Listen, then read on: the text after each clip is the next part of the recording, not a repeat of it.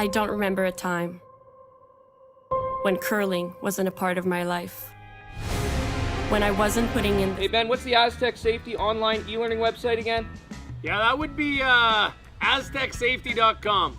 Fire extinguisher and firefighting, we'll send that one to Paul. Ah, now here's a course I should probably take. Conflict resolution. Power line safety. Yeah, I thought it might help me with my line calls. Did you know this Aztec website has over 100?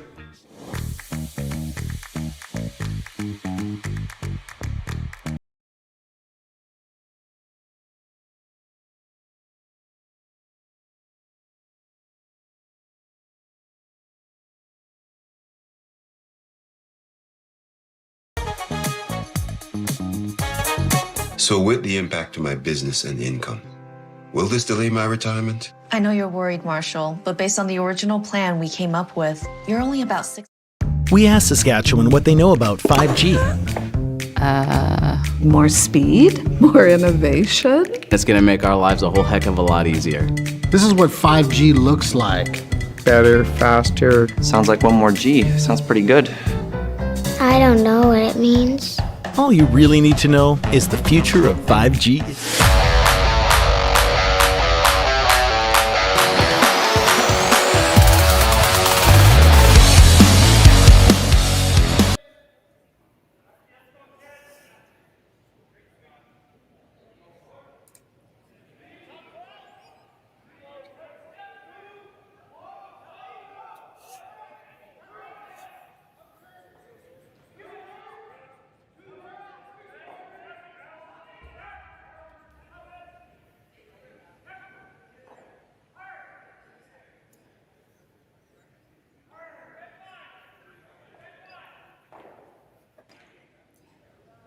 Hello and welcome.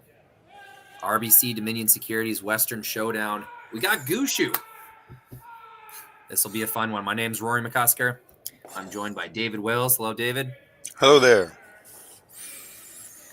Draw number something or other here at the Western Showdown. It's hard to name the draw. We're in the A flight, and one of these teams is in their second game, and one hasn't been tested yet. So we'll call it draw 2, I guess, or second round. Yeah. Gushue will start without hammer. Brent Pierce following the center guard, which was a called center guard by Brad Gushue, into the rings. This is shot number 4. And we are playing ball. Love to see it. 4 rocks in play, 4 rocks thrown. We're already rolling, and nobody's playing the old up and down the sheet game. Now we're in an 8-end game as opposed to a 10-end game. That may have something to do with it, but definitely nice to see these rocks coming in behind the guard. And already on the second rocks. Sorry. No, it's all, you can feel the trend moving towards that. The first end being a real curling end. Getting right into the game. I think the pregame practice has something to do with it. Just a little more confidence in what things are doing. Yeah, I think you're right. It's sometimes the other thing is that if you're feeling confident in you and your team's ability to manage the ice in the first end, and the other team's got any trouble at all, you can kind of take advantage of that. Try to put them under a little pressure. So it can work. It can work both ways. But it's nice to see, as I said, the game off to a good start right away. So it may end up, we'll see big hits coming up, and everything will end up getting cleared away. But at the very least, we're opening up options. Here we go. We're already going to hit. Okay. Rock number 5. Yeah. So you had mentioned Brent Pierce has played a earlier game in this event. Beat Kelly Knapp. He played against Kelly Knapp, that's right, in the first round, and managed to win that one. Although you were saying they played a conservative game where there was a lot of blank ends. So yeah, I just quickly looked at the score box. Looked like the first 4 ends were blanked, and then Kelly was forced to 1 in the 5th. Pierce got 2 in the 6th, and controlled the game from then on. Yeah, but that's funny. Blank for half the game. Yeah, I had a low-scoring game yesterday in the women's side where it was only 2-2 by, I think we're in the 6th end, and it was only 2-2 with nothing more than singles scored all along the way. So we're being, I think we're being precise is the best way of putting it. We're forcing and throwing some really nice shots in this event. Ice is beautiful. It looks like they're really really having a good time with the amount of curl this ice has. So we've seen a lot of shots made really early on in the event, which is super. That's indicative of good curling ice for sure. Absolutely. We played this event. They had a SAS Tour men's event that I was playing in last weekend. The rocks weren't getting quite as much finish, so there was some kind of treatment to the rocks between then and now. But last weekend when I was playing, the speed was really consistent, and the sheets were easy to play on, easy to predict what they were going to do. It makes a big difference when everybody has the confidence. The skips broom is coming down, and the throws are coming down with a lot more confidence, especially in the beginning of the game. It's really great to see. Here we come now with an attempt to raise, but it looks like it's over curling.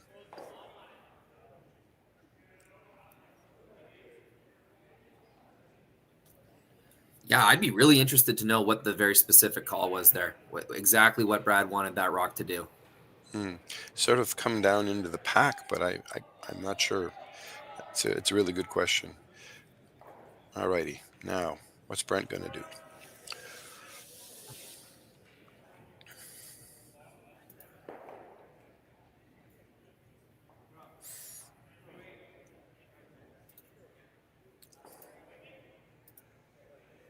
Those two reds are now lined up beautifully. The two up front of the house.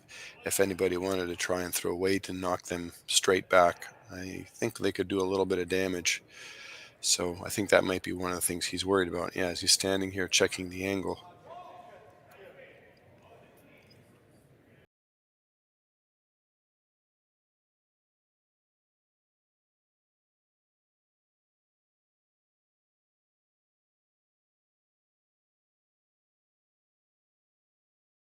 Already really interesting. That's right. That's right. The angles of how these are stacked. I know I want to see these blow up just to see what happens. Yeah, that's right.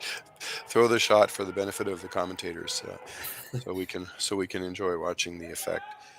But there's a bit of risk, and I think he's thinking somebody else is going to do this if I don't. So let's do something with it now.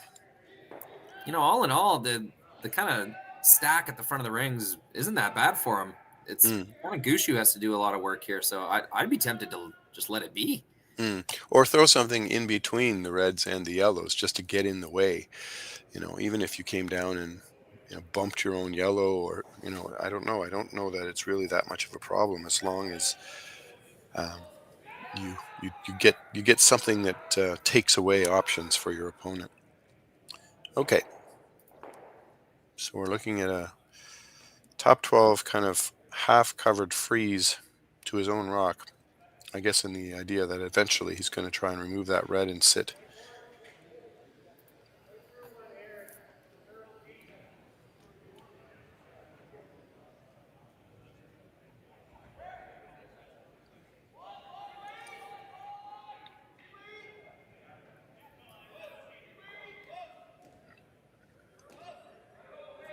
It's impossible to know this. I want to see the stats on how often the shot is made after a huge break in discussion like that. I find it's usually. I personally don't like sitting there and waiting for multiple minutes before throwing in the middle of the end like that. I'm trying to replay in my mind. Was the fellow who was talking to Brent about the shot the guy who threw it, or was it somebody else? I think it was the thrower, wasn't it? I'm not sure. No, I don't think so now that I look at it, because we have not yet had a vice rock yet. So I think that was his second's final shot. Okay, so now Brad is trying to play an angle slash. And this is Mark, who's a pretty deadly hitter, coming down.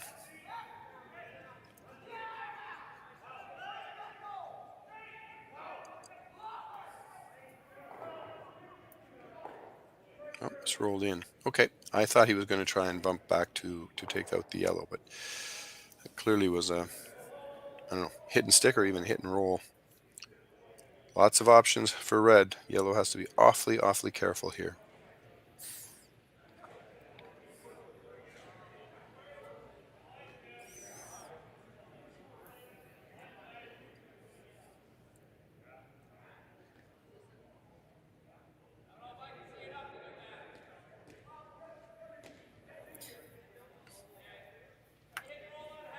Alrighty. Taking a lot of time, but you know what? This is pretty high stakes. There's huge opportunities here for both teams. Yep. It's already the tension of the game is already quite high. And the next couple of shots are going to tell us a lot. So remove the red, bump left into the yellows.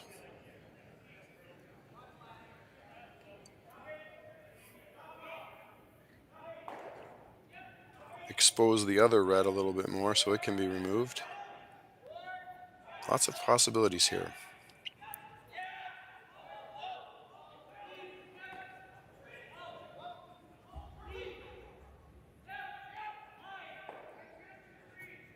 Okay. Add another one to the pile. I was going to say, it's a angular. string, and can't easily be removed. Yeah, the other one could be removed, but this one cannot. So now Brad's got to do a second look. He's either got to try and make a play on that red, which he can see about half of, I think, or he's got to come around and just try and out-count him by being full 4-foot. Simple draw. If they're going to keep not hitting these yellow rocks, you feel like you got to get something else in the 8-foot.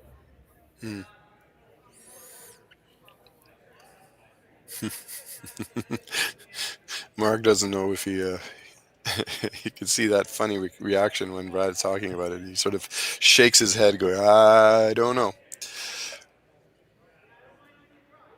It's one of the more interesting houses in a first end I've seen. Yeah, absolutely. Alrighty. I like the idea of just drawing behind these yellows. I mean, if you can draw behind these yellows in full 4-foot, how on earth is anybody going to do anything about it? It's extremely well guarded. Looks like Brad's opening it up. Here we go.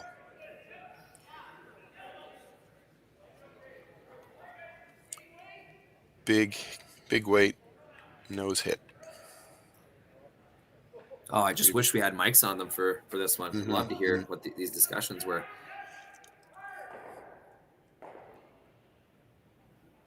No, he's not throwing a ton of weight. I was expecting a much bigger weight.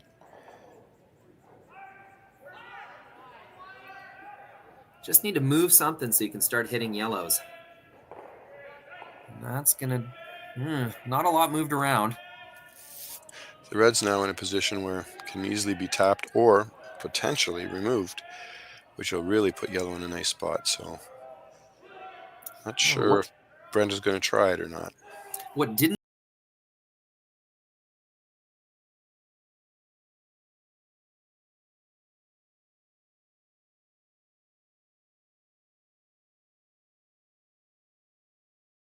going to let him have access to it for much longer.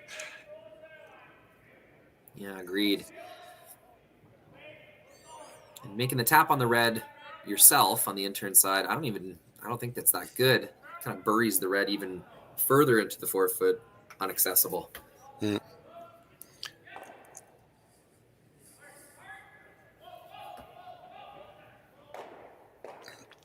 I like a nice firm bump on the nose of the red rock. Yellow, yellow, red. Yellow sits 3.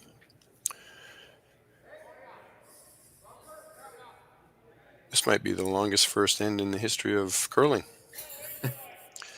Yeah, strap in. Good thing I ate lunch before this game.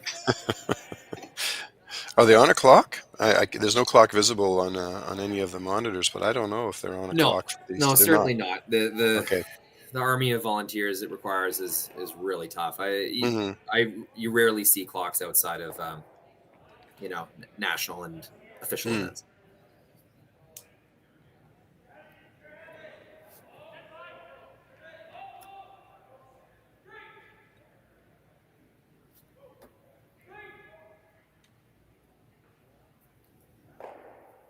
Though it would be nice. Curling games have gotten longer and longer over the time that we've been doing this anyway here at Curling Stadium. Just noticing games going a little bit longer and longer.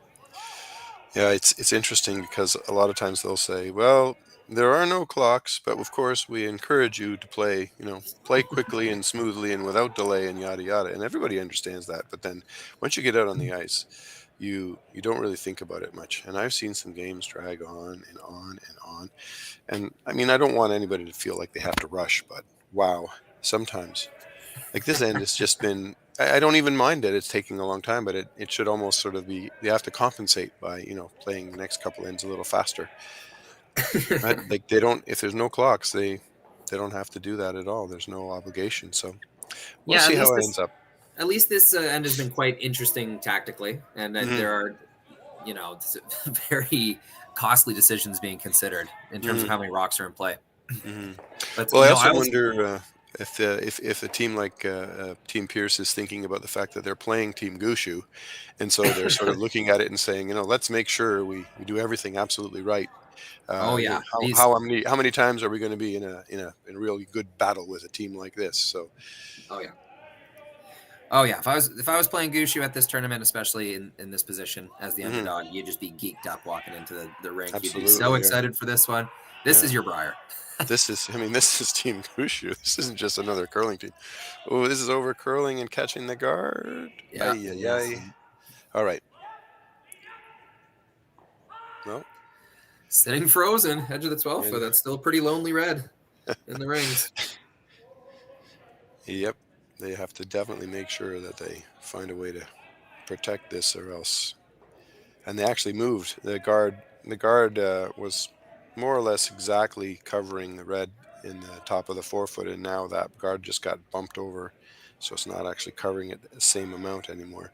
But Brad's going to come around and get basically, I think, get in the way, so that the access is denied. Although, no, I suppose he has to knock it back a little ways, doesn't he? Because he's not shot. That was the signaled call. I was watching the brooms. They were talking about just getting to the face of the red rock, tapping it straight back. Okay. Pretty specific shot for Brad's first. You can see the audience gathered behind this sheet. Everyone craning their neck for a glimpse at a really high caliber game here at a high caliber tournament. The Western Showdown. It's grown year after year, becoming one of the more premier tournaments in Canada and really the world. Well, this needs to curl a little bit, but it looks like it's going to get the job done. Question is, where will the shooter stop? Rolls all the way out, flat. I think it's pretty good. It's third shot. Third shot, and very difficult to remove 2 reds. Absolutely. The load on the yellows and the overlapped yellows in the top 8 and 12 foot no longer is dangerous for Team Gushue. Exactly. Really, really good. Yeah, result. somebody needed to do something with that fun shot earlier. You and I should be able to talk to these guys while we're watching and say, okay, we'd like to see the following shot, please. I just wanted to see where the top and middle rocks went, and watching rocks blow up. You learn something new every time, hopefully. And your prediction's never quite right. It's always more or less correct, but there's always a surprise, especially when rocks are really close together. Very important to have someone on your team who knows those angles really well. Yeah. Preferably that person's the skip, but not always. Yeah. Alrighty.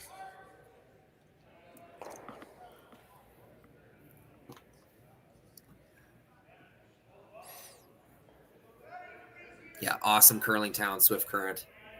They've worked really hard over the years to when you maintain a facility and you get the good sponsorship, the good attention to the rink, lots of big tournaments, good curlers coming through. You create your youth programs where curlers start coming up through your youth programs, and that's what Chris Heikert's done here at Swift Current. And I love broadcasting out of here because I just know how hard they've worked to have such a good facility and good events. No, it looks terrific, and it's a dynamic environment. We're not hearing the rink's background noise very much right now, but I can imagine the energy is really positive. Lots of really really powerful voices and great energy from the curlers. Okay, we've made the shot around the guard to move the red and roll, sitting 1-2. Very, very nice. Yeah, I'm scanning some of the comments in the live chat. We have a comment that says that they should have a 95-minute buzzer that they have in their league play, so that when the buzzer goes, you can finish the end, and that's the end of it. So the way they're playing. Alrighty, so Gushue has to hit and roll. I've always found just parking the scraper right next to the sheet. Like if you're the ice maker, you park the scraper right there. That'll hurry him up. Yeah. Wow, look at this pack stands out here at ice level. Yeah. Totally packed bench. Yeah. That's awesome to see. Laid down some sheets of plywood and a few chairs, and here we go. Okay. Hit and roll.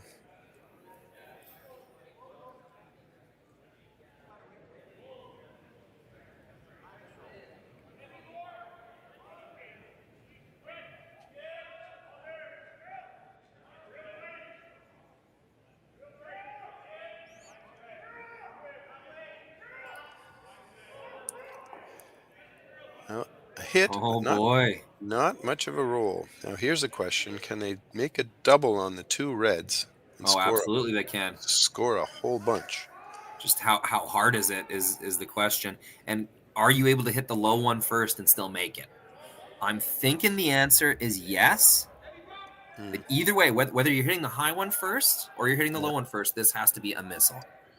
I would agree with you. I like hitting the one that's touching the 4-foot first, because if you happen to roll your shooter out, it's not the worst consequence. Whereas if you go with the low one first, you have to really, as you say, throw an absolute missile, and it has to knock that red sideways.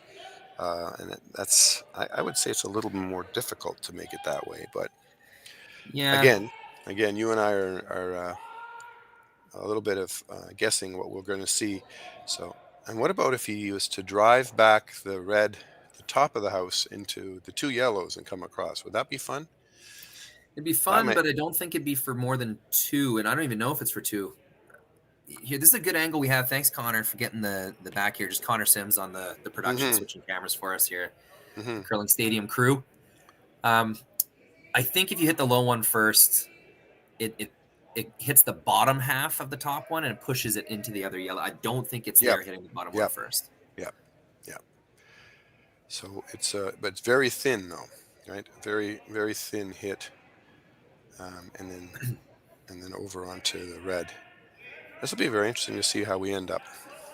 Absolutely. Brent Pierce with an opportunity here in the first end to tell all his buddies back home in BC, I scored 3 on Gushue. What if he said I scored 4 on Gushue? This is a shot for 5.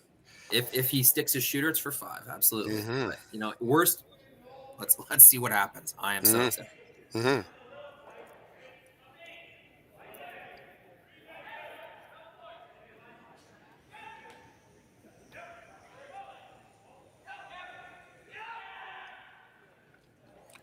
Well, as you say, definitely throwing it hard.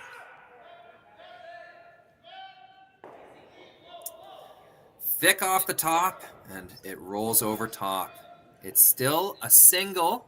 1 point for Brent Pierce's new Westminister BC squad. And they will be 1 point up when we go to the second end. So with the impact to my business and income, will this delay my retirement? I know you're worried, Marshall, but based on the original plan we came up with, you're only about 6 months behind. I thought it would be years, not months. You should feel good. Remember, you've got a plan. Thanks. With change comes questions. See the impact of your money decisions before you make them with RBC Wealth Plan.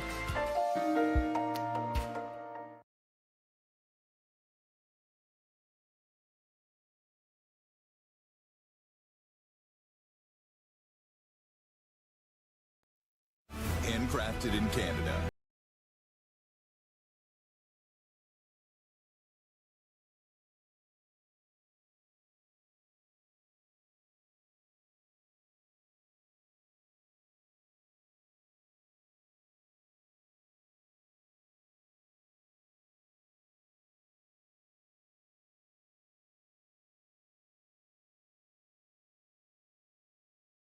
The revolution. Stronger agronomics, better returns, greater peace of mind. From pre-seed to post-harvest, you can count on the victory.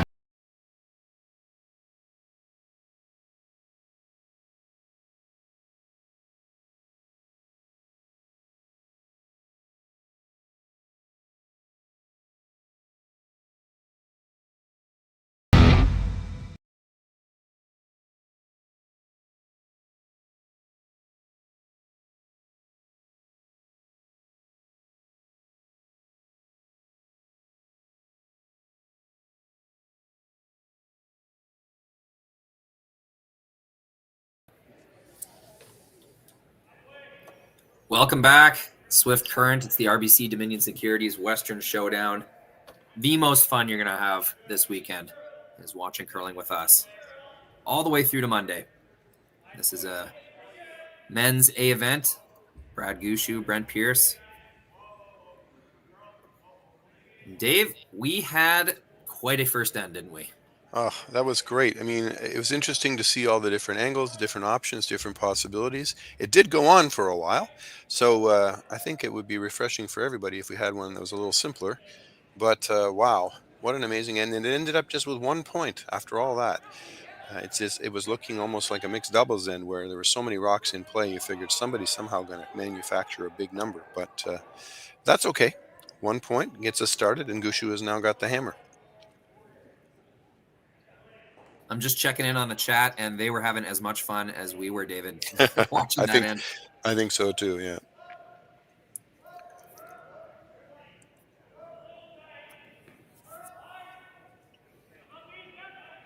Love checking in to see who's watching. John Cullen.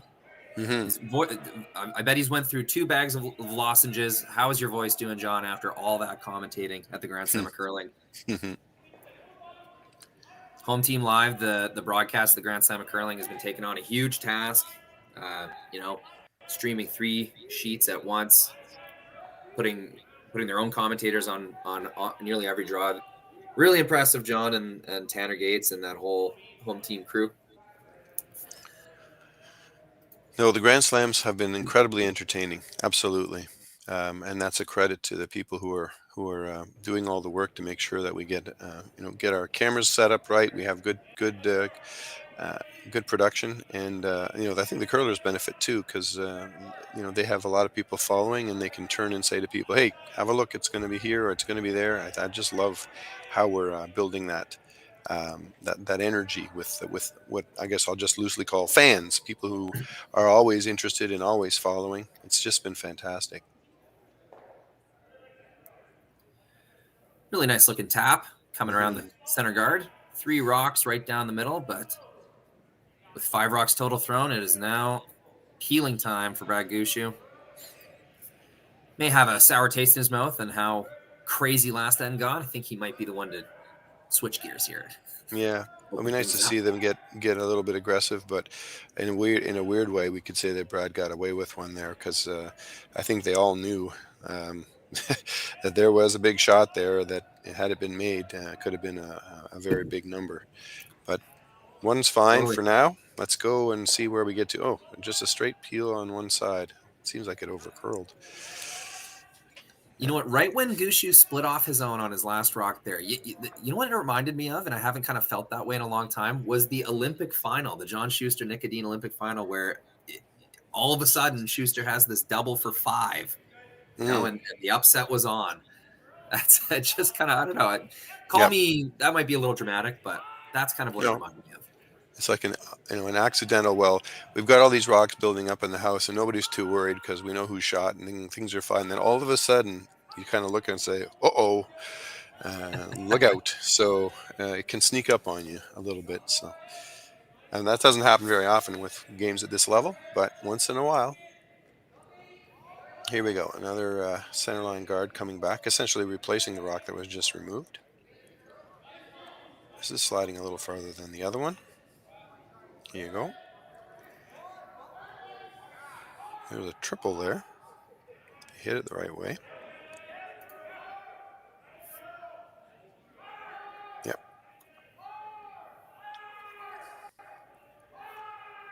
Here comes Brendan. These are the type of shots you practice as a second rock thrower. 3 rocks lined up down the middle, and your job is to, move them out of the way. So, routine throw.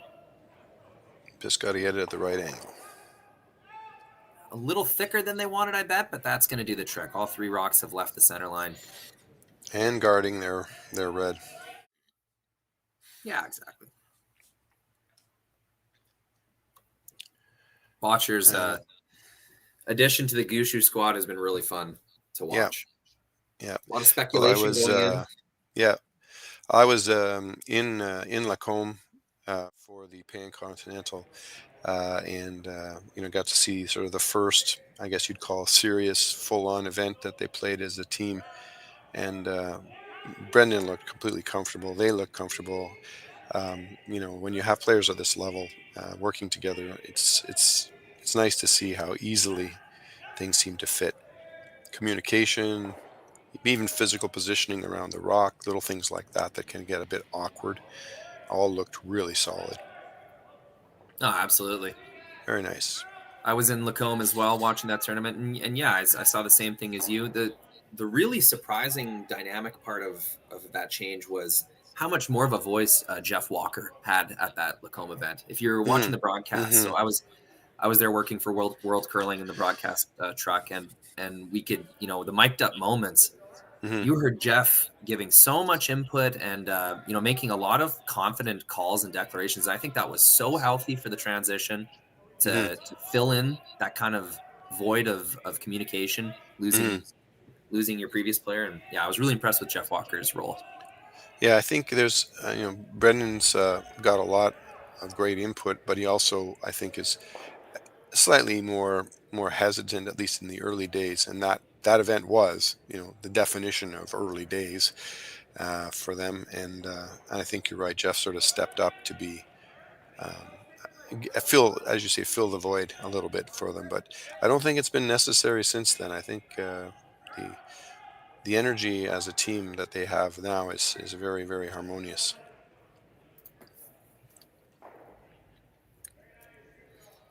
We're back to thinking moments. Brent being extremely careful. This is not a game you see in a club. This is you're playing against a guy you have to really watch out. What's he going to do? I think there's a lot of thinking for Skip Pierce on this about what is my opponent going to do if I do A or if I do B. But also taking advantage of throwing really well. Like I know the Knapp team that they beat earlier. That's the best team on the Sask Curling Tour. I know Team McEwen would be ranked the top out of Saskatchewan, but Team Knapp, no slouches to it, and they're comfortable with Robson play as well. So you get 4 blanks out of, and then a force out of the Knapps.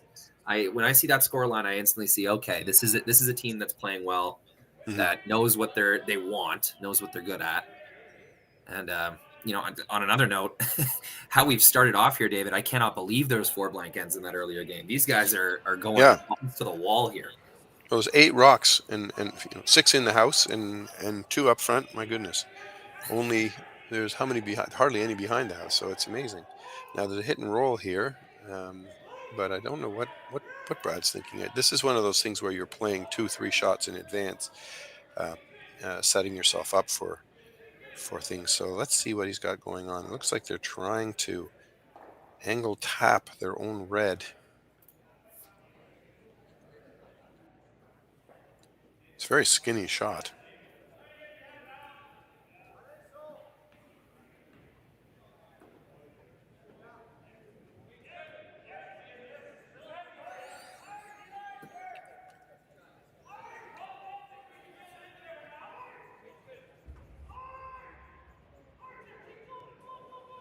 Are we going to clip that guard? No, we're good. Well, I don't think we meant to hit the yellow. We meant to hit the red, but in the end, I think we've created some very interesting new ideas.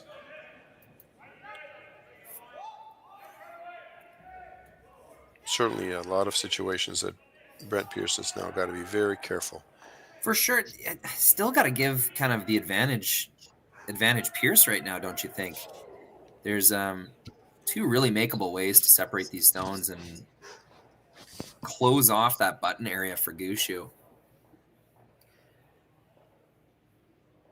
It'd be pretty tough to get rid of either of these, but yeah, it seems to me that the tricky area right now is that I think Gushue can come and do something useful either way. He can throw the in-turn or the out-turn. So now I think Brent's sort of asking himself, which is the one I want to try to, I guess, diminish or remove as an option for my opponent. he's definitely playing it very defensively. So it's interesting to watch. He's constantly saying, well, if I do A, then this is what he's going to do. And so what does that happen? So it's trying to actually play out the next 2 or 3 shots in a row. Very, very difficult thing to do. Okay, so we're coming with the out turn.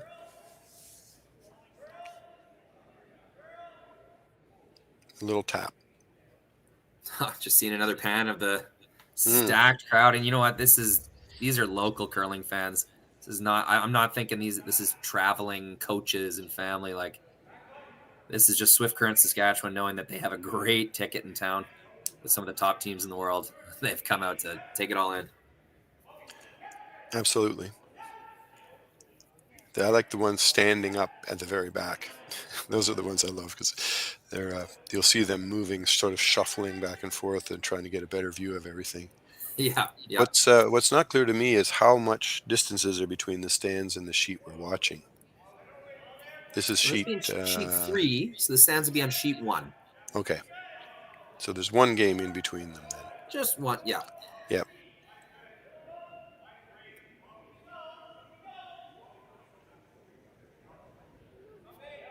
Brent Pierce's first stone here in the second end. Yeah, simple little draw weight shot. He's trying to move his own rock back into the scoring position and also leave his shooter, I think, in a position where it's providing a little bit of cover. And that has turned out quite well. Now it is open. Is there a run back? Here's the replay. Very, very nicely thrown. This is more about weight than anything, but the guys are making sure that it hits just the right way. And back onto the button. Now I think, if I'm not mistaken, you can tell me yellow is now lying 1, and red is next best. Does that look right to you? Yeah. I think so. Yeah. Yeah. Okay. So we're going to do a lovely nose hit for trying to clear things up and also remove some of these yellows that are starting to pile up a little bit. Again, this house is just jammed with rocks. My goodness. Yeah, this has been awesome. Great first game. Well, Stops it. Red is now shot. But rather interesting situation. Red is now shot, but you got to think that middle yellow is now just completely locked in there. Mm-hmm.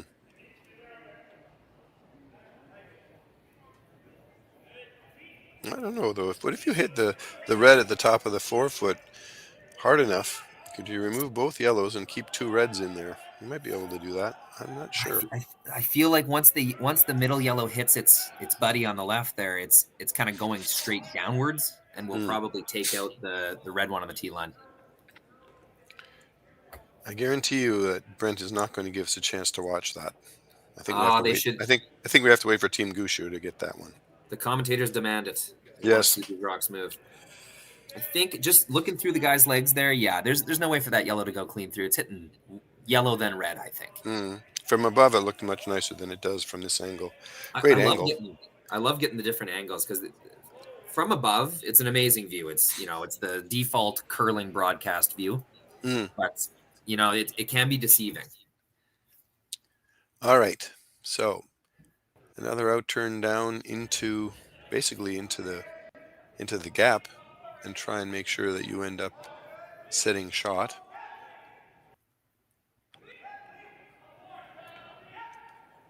Decent little bump on that yellow into the red. You could end up sitting 3 here. I don't know if it's possible with the right weight. I'm not even 100% sure how hard he's going to throw this. They tap with the broom in different places, and it's really hard to decide in the end what they've decided to do. We can't hear it, so. I think they're trying.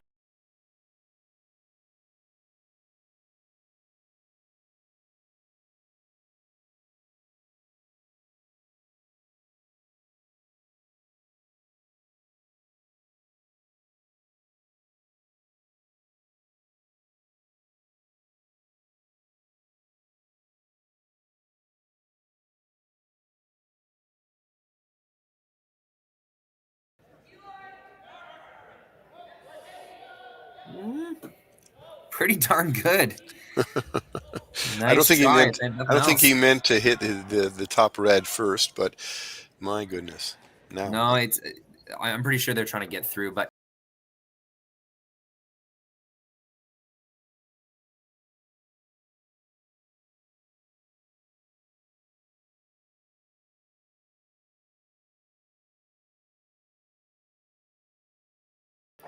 really impressive, this Pierce team. Wow. A team that doesn't tour very much. Like I don't see them very often. That's right. Yeah, it's not a team you see traveling very much. I've got 9 rocks in the house, and 1 to come.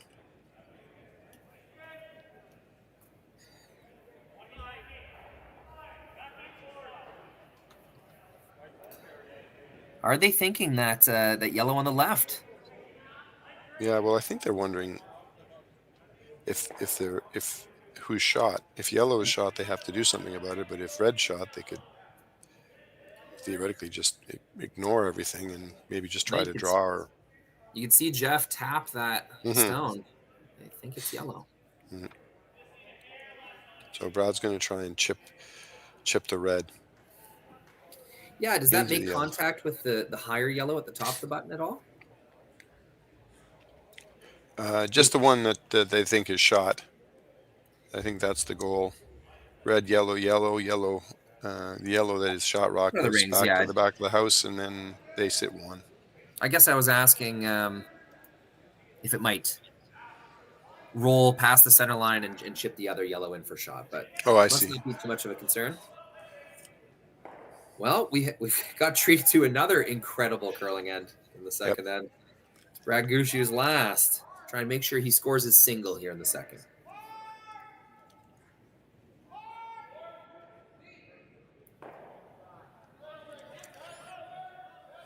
Sort of throwing a gentle sort of backline weight. Enough to move the rock, but not a whole lot more. Ooh, is it going to catch enough? No, I think for sure now it's 1 yellow. I think they just ensured that it is 1 point for yellow. Little too sharp of an angle. Going to be a steal. You can see Brad signaling here, Connor, if you go to me. Kind of signaling to his team that he thought they were confused on the curl at the end. Anyways, it's a steal of 1. Gushue trails by 2 points entering the third.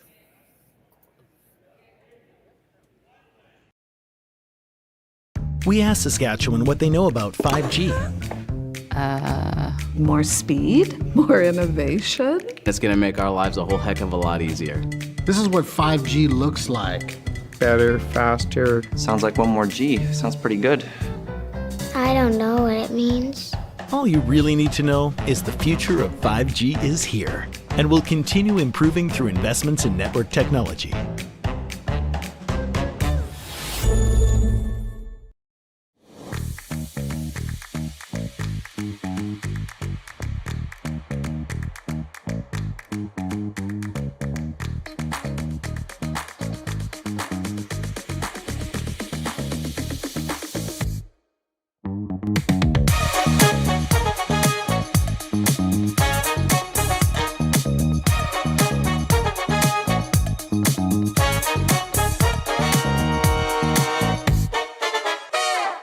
Join us this March for the House of Hearts Charity Bonspiel in Duluth, Minnesota. Help raise funds for Project Joy, who provides meals for hungry kids in our community. Every donation helps to ensure no child goes hungry. Join us and make a difference. Together, we can spread joy. Hey Ben, what's the Aztec Safety online e-learning website again? Yeah, that would be aztecsafety.com. Fire extinguisher and firefighting, we'll send that one to Paul. Now here's a course I should probably take. Conflict resolution. Power line safety. Yeah, I thought it might help me with my line calls. Did you know this Aztec website has over 100 safety courses? Jeez. Aztec Safety online course. Ground disturbance. Could have used that a few seconds ago.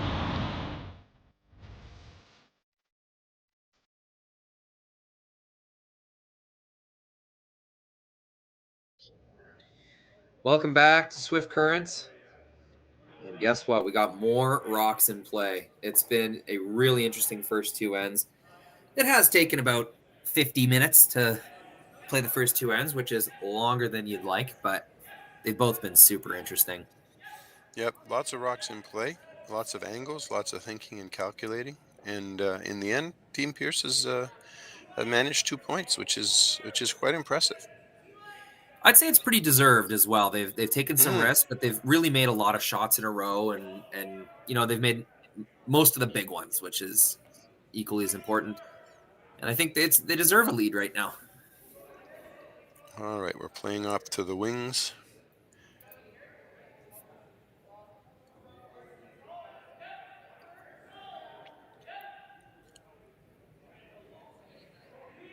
So we're going away from the center now. The strategy of playing around the center guards and into the center of the ice for Team Gushue didn't seem to be working, so we're now working out in the wings. A little bit of a change in the strategy, a little bit of a change in the approach, but that's to be expected, and this is a little bit more textbook when it comes to managing the hammer. But it looks like they've over-curled a little bit, and Brent Pierce seems to think there's enough room to come around and just bump that out and sit and dominate the house. Bit of a change of pace for Team Pierce as well, because in earlier ends they were playing to the middle no matter what Gushue did. Now they're, like you said, a little more traditionally chasing the stone with the fifth rock of the end. They can't peel yet, so they're chasing the rock. Well, a little error there, a little bit of flare on the release. So we've got a miss, and Gushue is now at liberty to basically get rid of yellow rocks and take over control of the house. Sorry, Connor, just accidentally changed your view there. We're our Curling Stadium broadcast team. We got David on commentary, myself, Rory McCusker, aiming the cameras, joining in on commentary, and Connor Sims producing the visuals and the scoreboard, switching cameras. So a 3-person crew we have working this game, and it's taken a long time to get to that point where we can have multiple people on each draw, but all of you tuning in on YouTube and allowing Curling Stadium to grow, it's credit to the fans for supporting us. This is our 4th Western Showdown that we've been able to stream, and just getting bigger and bigger every year. That's been great, and I love the profile of the teams. As I said, I went on Curling Zone on their site, which is great for tracking scores and information about just about every decent curling event taking place at any given moment. Not just this one, but if you see the lineup of teams in this event, you click and just see the profiles of all the teams participating. It's fantastic to see the nature of these teams. It really is. Oh, most definitely. A lot of fun one can have on Curling Zone. All those tabs at the top, all sorts of information to follow our it's almost dizzying when you get going on it, following all the interesting bits and pieces. Who's playing, and then what's the schedule, and then what's the draw, and oh my goodness, what's the score at any given moment. So it's great. Very interesting roll there. Both yellow stones kind of separating from each other as they rolled to the wing. I think yellow has shot 1. It might be contested over whose second shot, fighting the 12-foot. Mm-hmm. Those are always the toughest ones to tell. The good news for Team Gushue is, unlike the last 2 ends, we're playing away from the center. The center is wide open right now, which is quite nice. And if we can draw around this guard and sit on that back one, then we are really looking good. Oh, that's a beautiful lovely tap. shot. Yep, lovely shot. Almost perfect. Tapped the yellow rock no further than what it needed to be tapped. I think it is shot 2 for red right now. Shot 2 for Gushue. Yeah, it looks good. Another wonderfully swept stone. And Brent has no choice but to try and follow that shot down. So the replay just showing us how well these guys managed this shot. And they did want to hit it hard enough to bump it, I think. And sure enough, they did. So that worked out very well. And here comes Team Pierce trying to do the same thing, but they've over curled. It's going to be a pretty bad result. Yep. Overlapping. The good news about that rock they just threw is I think it is good enough to be second shot.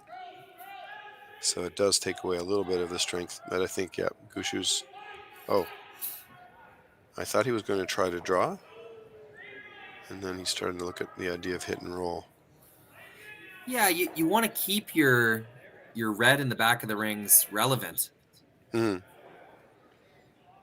he's going to do a hit and roll, I think. Just playing off the one that was just thrown, trying to get over behind the guard on the other side of the house. Yeah, you'll lie 3 at the end of this if you make it. Pretty attractive prospect.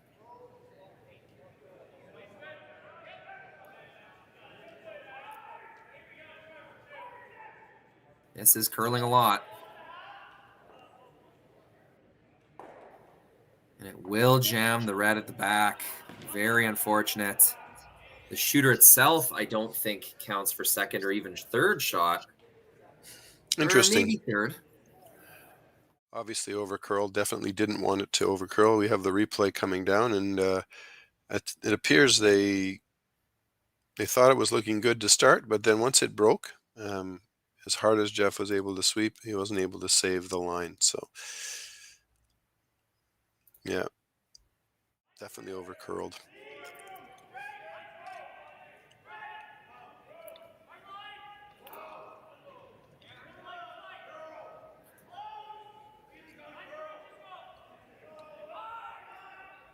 Interestingly, this is a very aggressive call because I'm not certain.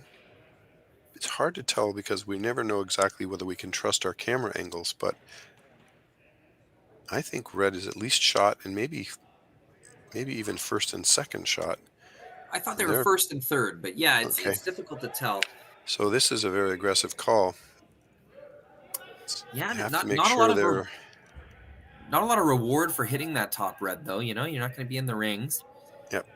So this is the rock to chase, but it's very interesting to see them attempt to freeze. I think they're just drawing. Oh, just drawing around the corner. Just a T-line level draw behind the guard. Very nice shot.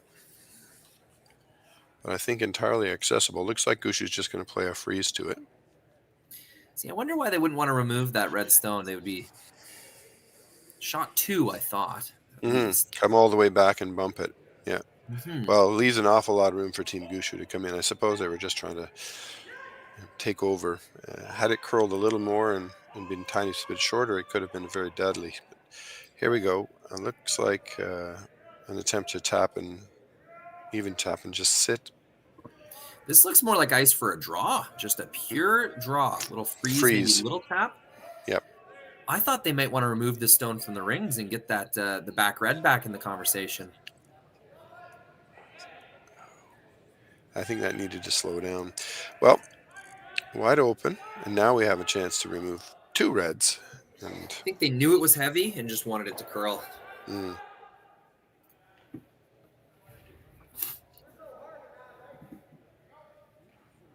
Not the sharpest form of Team Gushue we're seeing so far.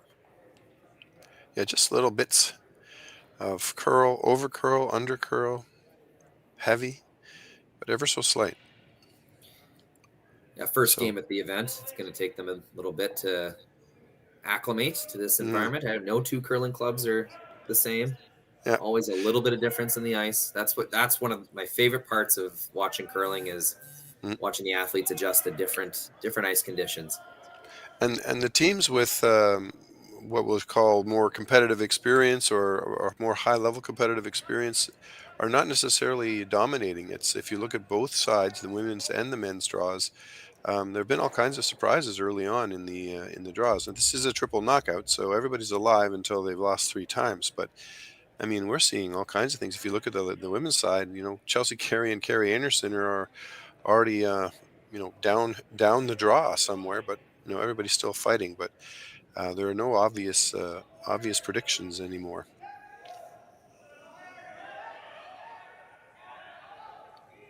Okay, first rock for Brent Pierce, and throwing a nice little intern hit. He's like to hit and roll a little bit, but mostly He wants to make sure he gets rid of his opponent's shot, and he rolls under cover. They're very, very nice shot. That's almost perfect. Yeah, it's frozen to his own rock, and they're both first and second shot. So I think Brad's just coming down and sitting on it. I don't think there's really much choice, unless I suppose he could peel a guard, but by the time he does that, he's down to his last shot. Corner freeze.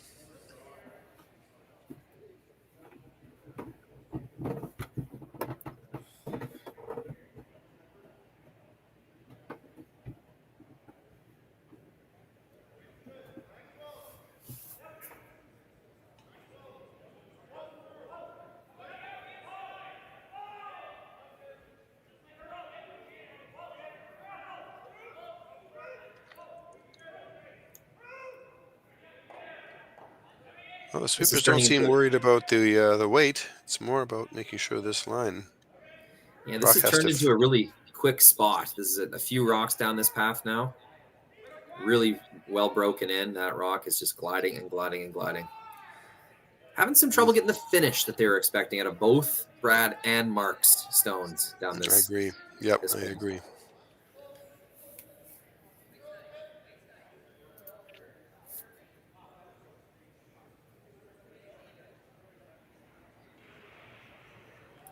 You can see Brad kind of shrugging his shoulders, putting his hands in the air, thinking like, yeah, I just thought it would curl more there.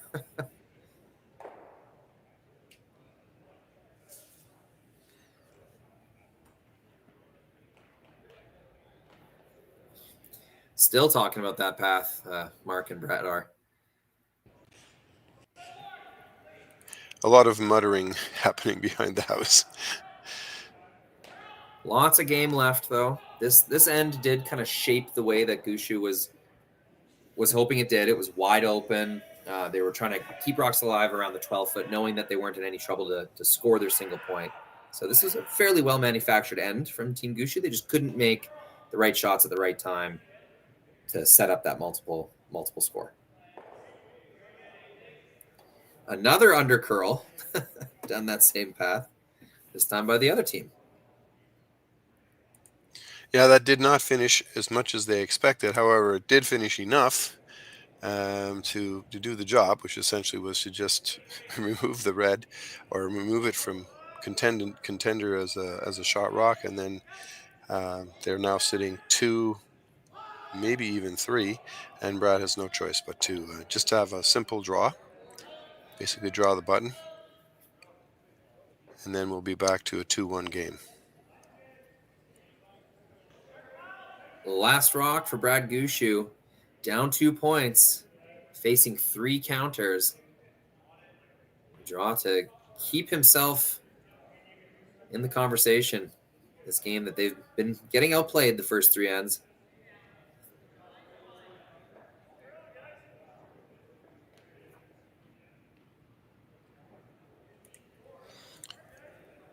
My initial impression was they had no concerns about the weight. And it looks like... No, all of a sudden they did. No, they made it. Will go far enough to score a single point. Team Gushue still riding the learning curve on sheet 3 here in Swift Current. We'll have the 4th end when we return.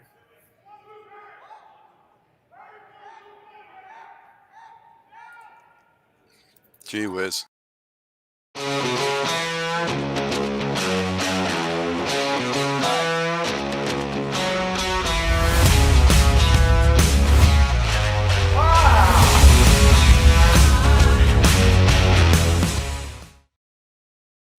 I don't remember a time when curling wasn't a part of my life, when I wasn't putting in the sweat and hard work to be the best that I can be. Clocking in the time, the effort to practice day in, day out. Curling is more than just a game. It's a family, a community. And when it's time to play, I know I'll be ready. Hardline, supporting hundreds of our next generation athletes. Saskatchewan, you know Sasktel because we're everywhere. Because being everywhere keeps us connected to you. With Sasktel sponsorships, we get to be part of your community. We're here with you, and we're here for you. It's easy to get started. All you need to do is apply. Sasktel cares. Always has, always will. To apply for sponsorship, visit sasktel.com/sponsorships.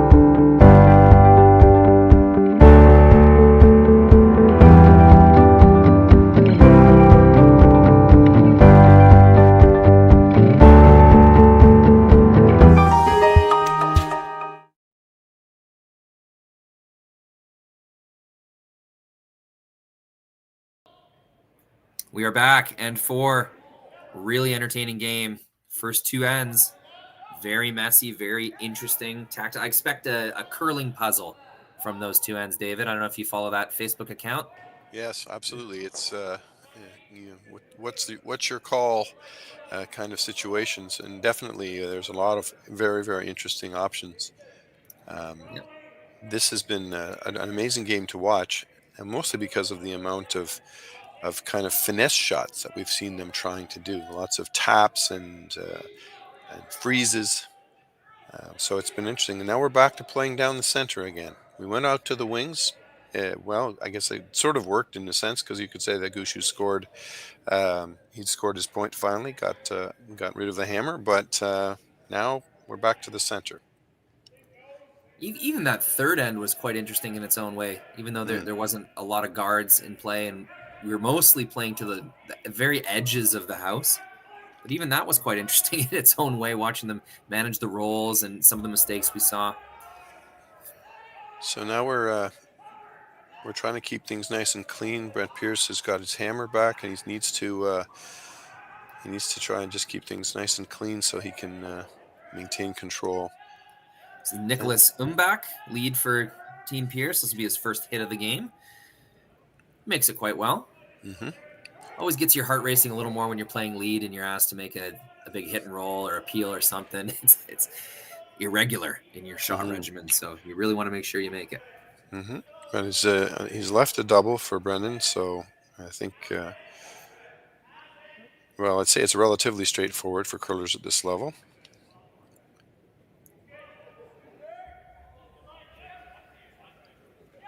Botcher's so specific with his hits. Putting it right on the broom. That curled a touch more than they thought it would. Might have Turned out really nicely.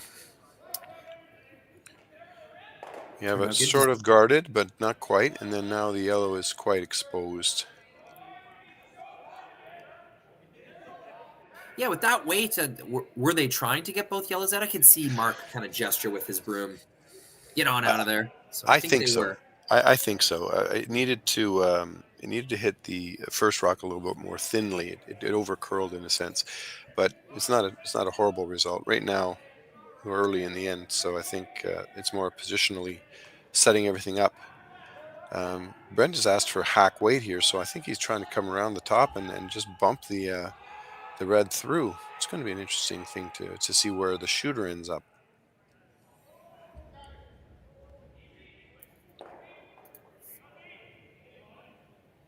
Okay, so it does spill out wide into the 12-foot, leaves another option for a double, although it's also just a simple hit and roll to stay underneath the guard. Cody Johnson, second rock thrower for Team Pierce.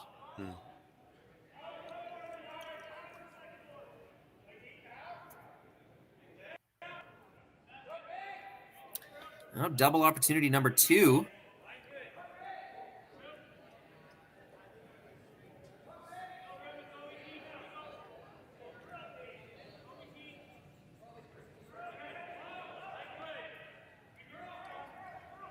So we're definitely going to see a roll to the center, and again, not a bad result. Pretty sure that was the call. I thought they'd be going for the double, but the way they were on and off that sweep, that's the exact roll they wanted. Well, there's no harm in having a rock in that position because it's pretty hard to remove. So I think they're kind of saying it. If we make the double, great, and if we roll in front and just sort of freeze on top, that's okay too. There's a lot of good things that can come out of a shot like that. Team Gushue seeming to prioritize their center guard. They want to bring play back behind that guard. Leaving both those yellow rocks in play, I mean, they didn't need to, but it seems like they are playing to make sure that there's a point scored this end. Trying hard to force or I mean, leave a steal opportunity for themselves. But sure, rocks in play seem to be something that Gushue is okay with right now. Okay, so now there's some weight coming.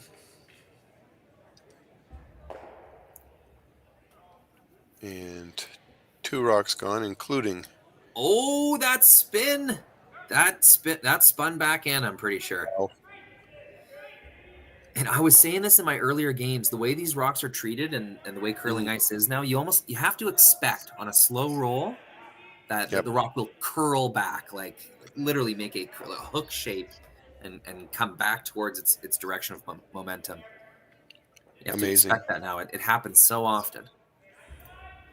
And Brad seems convinced that it's definitely biting. And so we have a hit and roll to lie 2.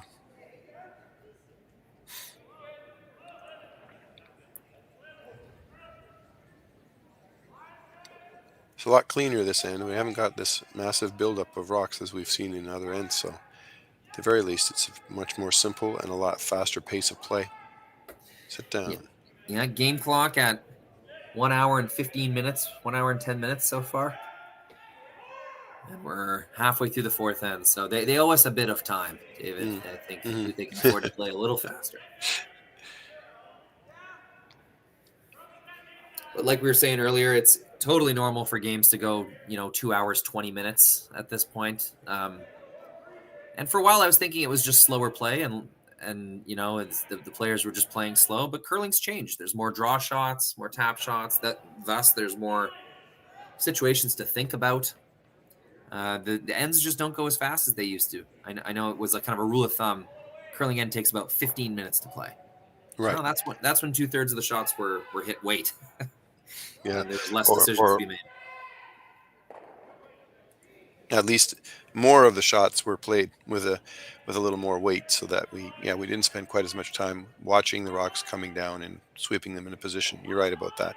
So far, not only have we had a lot of conversation going on in this game, but then a lot of the shots have been down weight, draws, taps, freezes, finesse shots that obviously are not moving as fast. So the entire process just takes that much longer.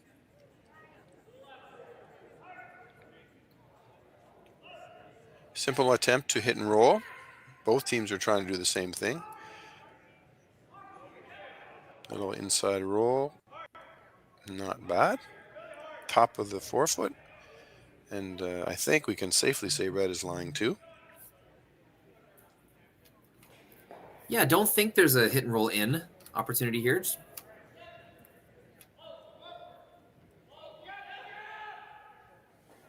Really only one place to roll behind where there's cover. And it's been Team Gushue with the better opportunities to do that so far this end.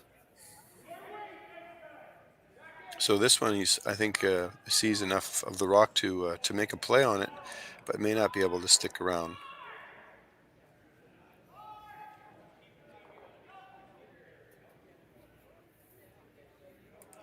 So that'll lead us finally with a simple draw. We haven't had many of those this end, but instead of hit and rolls, we're drawing, which means slightly slower shots, but easy calls. Easy to put the broom down, and everybody knows what we're doing. No discussion. Yeah, it's the chance that Gushue's been waiting for all end, pretty much, to lie 2 with a good one under cover. Pierce will be forced to chase it. Can't be satisfied hitting the open one, because then Gushue's just going to pile another one in there.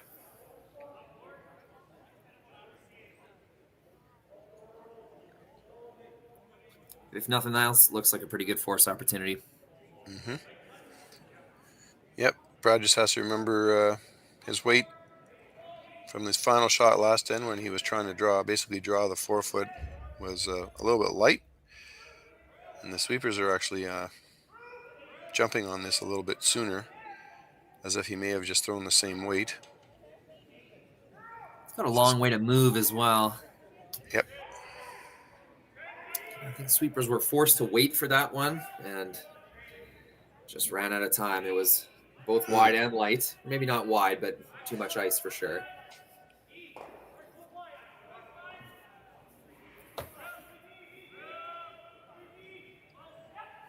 Now Team Pierce, sensing that the force is on, they may as well try to score two.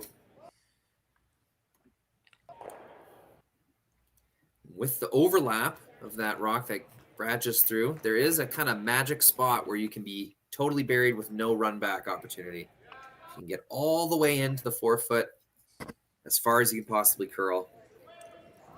It will be totally hidden. Yep. Any higher than that, Gushue will have a short run back. Yeah, by not curling enough, Brad has left himself a rock that he can actually use if he needs to get to something. I think he would have preferred to have it curl and go into the top of the 4-foot behind the guard, but it's still a rock that has potential to be used. Brent has got to throw a really, really nice draw here.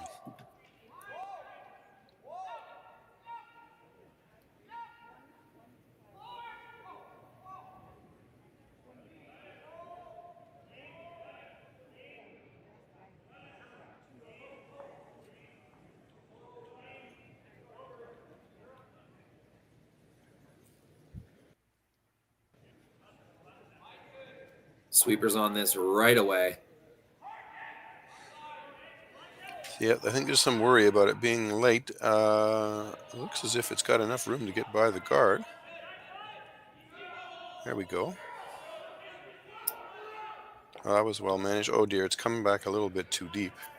Overcooked it. It was a really good throw. That would have been the shot, but just kind of swept it in the wrong order there. I would say they gunned it off the bat.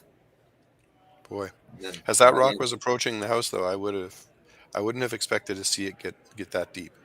That was amazing. Fourth end, tends to be the quickest the curling ice will get. It's fully broken in, but it hasn't started to break down yet. So this is especially coming home towards the glass. We did find in Swift Current last week when I was playing there, it was about a quarter of a second to a half second slower going away. So a little faster coming into the rings that face the glass. I think that's common in most curling clubs.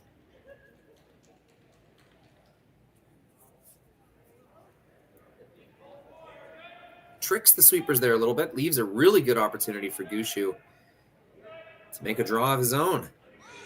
Okay, so the sweepers are not sweeping for weight, so I hope, because the last time this happened, they left it a long time and then they ended up not having it go as far as they wanted, but this is turning out okay. Wow, just stopped in time. Slows up just in time, gets enough of the on the nose of the yellow. There is no shot for two. It'll be a draw to the backing for a single point. Team Pierce, big opportunity to go up 2 points after 4 ends. It's a good spot to be. And probably our most plain end yet, which is really saying a lot because there's 5 rocks in play. Absolutely. It'll be great to see. I think the simple draw is nice to see. As I said, this end, there's not been a lot of need to stand there and think about things. Just the broom goes down, shot straight forward, back to the basics.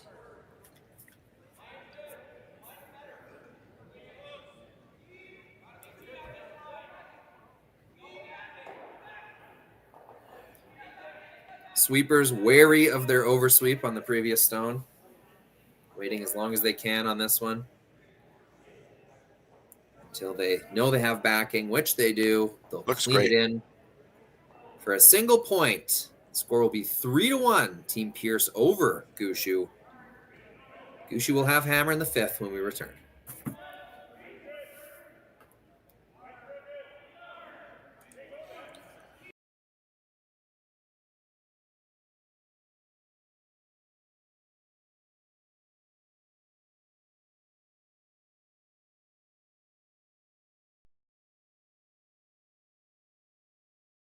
Hey Ben, what's the Aztec Safety online e-learning website again? Yeah, that would be aztecsafety.com.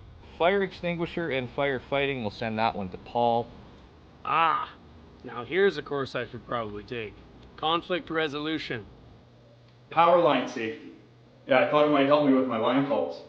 Did you know this Aztec website has over 100 safety courses?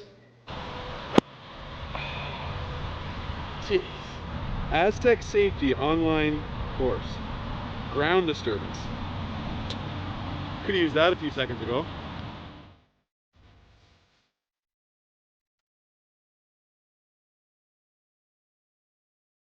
For over 20 years, the Sandra Schmirler Foundation has granted more than $9 million to hospitals across Canada for life-saving equipment for premature and critically ill babies. In the past 4 years alone, $4 million has been granted thanks to the curling community's incredible generosity. The need continues year-round, and with your help, we can ensure every baby has the chance to grow up and become a champion, just like Sandra.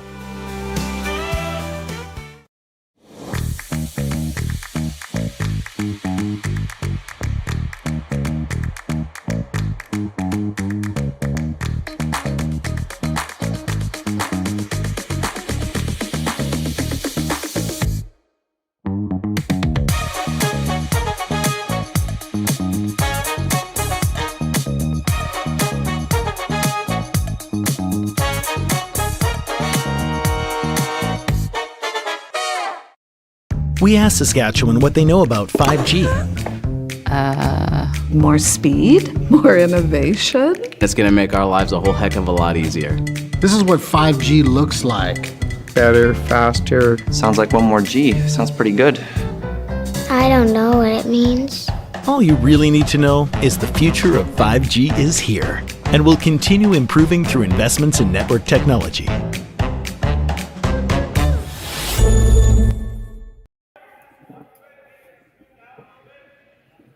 Welcome back to Swift Current. It's the RBC Dominion Securities Western Showdown. Team Pierce hangs another number on the board. They're up 3-1 over Team Gushue. This is Team Gushue's first game of the weekend. Team Pierce's second. And David, they may be using that experience on this ice to their advantage. They've been playing extremely well so far this afternoon.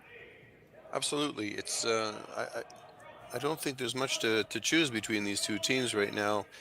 The odd little miss here and there in terms of weight, sweeping, or line, but basically it's been tight, and there's been a lot of situations where one shot one way or the other could have made a big difference. In the end, it's an incredibly tight score, and Gushue's got the hammer back. He's down 2, and we're in the 5th. The only potential downside there is that having hammer in 5th is not ideal, because you prefer to have, well, I guess you prefer to have it in 6, but we can just wait and see how this goes, because we haven't been able to pick an obvious dominant force in any of the ends so far. They sort of have been trading shots and keeping each other on their toes. So it's been great. Spectator-wise, we've been treated to a great game. Oh, absolutely. One of the more interesting openings I've ever seen in a curling game. And definitely these first 3, even 4 ends. Very fun to watch. Lots of angles, lots of decisions. And yeah, here we go. We're rolling onwards. Mid-December, this is the middle of the curling season, kind of going towards the end of the tour season for a lot of teams as they get ready for their provincial and national championships. Mm-hmm. Team Pierce, I'm going to have my eye on them out of the BC provincials. If they can play this well at BC provincials, they might be wearing a jacket at the Briar this year. Yeah, that'd be fun to see. Brad doesn't have to worry about qualifying, which is always, I suppose, a nice thing. On the women's side, it's a funny situation because my club in Cobourg is actually hosting the Ontario Provincials this year, and we don't have Team Homan coming. And we were always thinking, oh, it's going to be great. We'll have Team Homan coming to play in our event, and then we realize, oh no, they won't be coming. So it changes ticket sales. One of the many downsides of having a free ticket to the Briar and Scotties is some of the top teams don't get to participate in those what can be really fun provincial championships. But Yeah. I'm sure your club's going to still put on a great event, and it'll be tons of fun anyway. Oh, it will be. It will be. I think it almost doesn't matter who's coming. It's when you get to a provincial championship level, and the curling level is just so great. We draw fans, and we're located in a spot where it's a relatively easy drive from 3 different directions to get to us. So my hope is that we'll see a great turnout. We did host it 7 years ago in the same facility, and so I think we're looking at just trying to repeat the same kind of turnout we had. It'll be great. Some really fun up-and-coming young teams out of Ontario. Danielle Inglis playing very well. She's at this event. Should be some good games out of the Ontario provincials. No, I'm looking forward to it. All right. Alrighty, we're trying a hit and roll. The nice big gate that's been opened up, and hit and roll underneath. Some great sweeping. Gets that by the center guard. That was almost a disaster.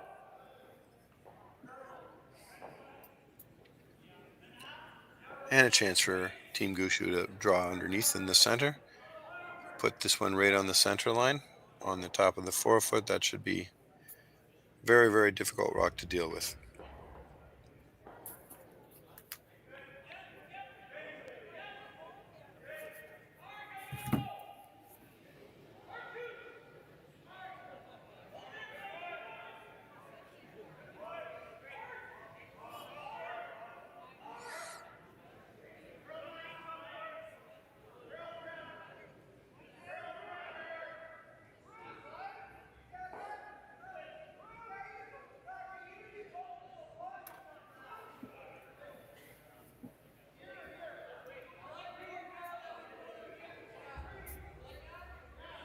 Really hard sweep, gets that rock just good enough.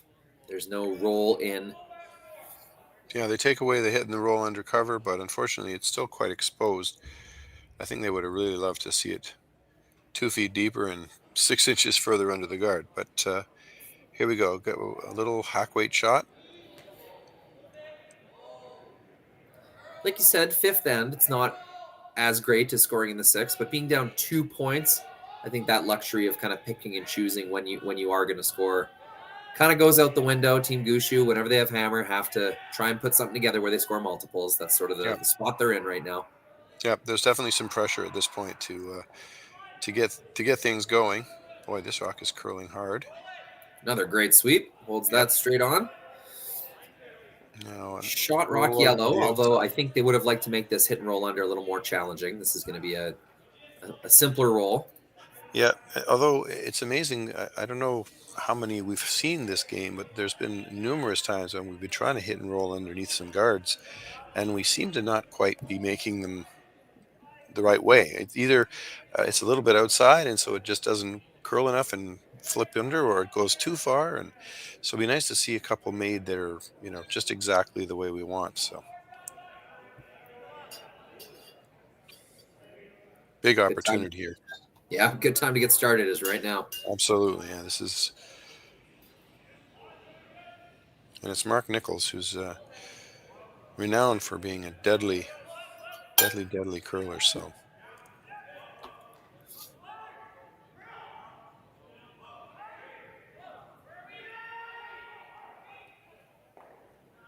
okay, get that roll. Almost. They get about half undercover. Still exposed a little bit. But if your team Pierce, you hit that rock, you're rolling out, and then Gushue gets a free draw underneath the guard. So knowing that, Skip Brent Pierce has signaled a run back. He's going to call his third Matthew Blanford down. Mm-hmm. Yeah, Matthew and Brent have been collaborating an awful lot this game, and this is another situation where they have to make the right call. You wonder if they could hit and roll a little farther away than they did on the last one and still be shot, and give the Gushue team a little more trouble to try and get back under cover. But The other option is they're definitely looking at just running back yellow onto yellow. Only trouble is if you ever miss this, there's 3 coming into play, so you've got to make sure you get this dead on.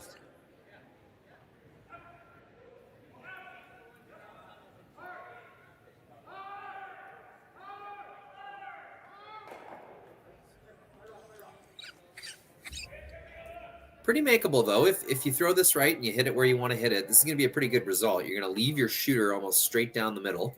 So you're going to retain your center guard. You're going to remove at least 1 red, maybe 2, and you're going to have 2 yellows in the ring. So huge reward here for the make. Well, especially as you look at the yellow, it could be the in off of the red and over to the other red. Absolutely. So this will be a key shot for this end.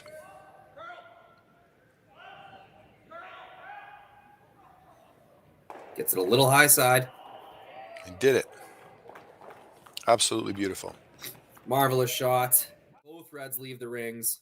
Center guard sticks around. It's one of those shots in a game that counts for double, triple, quadruple. You've made 3 or 4 shots in one.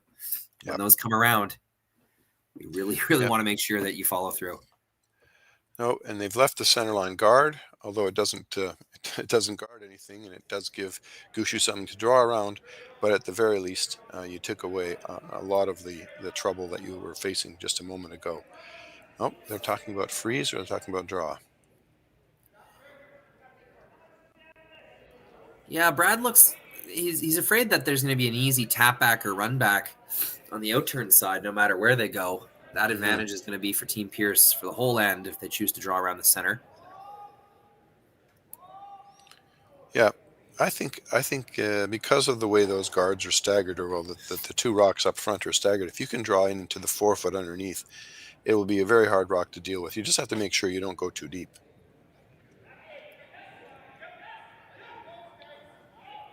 I was kind of excited to see Gushue play to the corner and then see if Team Pierce would ignore it and come right to the middle. That would be very interesting. This is curling early. Looks like it does not have the weight to get there. Wonder if they got caught on that kind of the paths that I was talking about. Just a little slower going away. Well, it's coming home at this rink. It's either that or something funny happened on the surface of the rock, because that's very uncharacteristic error. That's, I'm going to say, at least 12, 15 feet short and overcurled by a full rock. Yeah, now that I think about it, that's more likely, isn't it? Mark Nichols, well, I mean, anybody can make that shot, but I mean, my goodness, that's a bit of a surprise. All right, so now Team Pierce is in the driver's seat.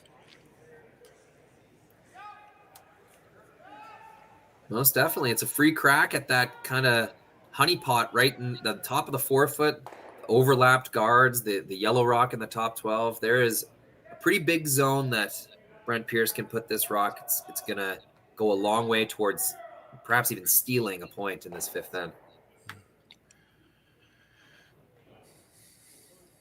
Yeah, once this path is taken away, it's not going to be available for Gushue to draw around anymore. He'll have to move something if this rock is made perfectly.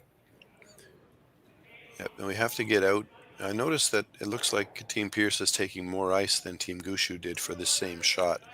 But he has to get deep enough, like into the top of the 4 foot, that it's not easy for Brad to sort of outdraw him. That's the only danger here, is if it, for any reason, it sort of sits high in the house or something, and Brad can simply just come around. This is over curling. Yeah, they're going hard to keep it straight. They buy? Not quite. Weight would have been pretty darn close. All right. Ended up crashing the guard. Makes me think that it is just quite swingy over there, David. I think you're right. So far, both teams have been caught. And now Brad is coming out almost to the same distance as Brent did. Mind you, the guard is no longer in the same place. It's slightly moved.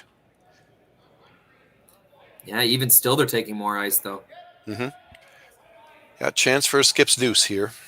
Time for Brad to draw the top of the button and make Brent work.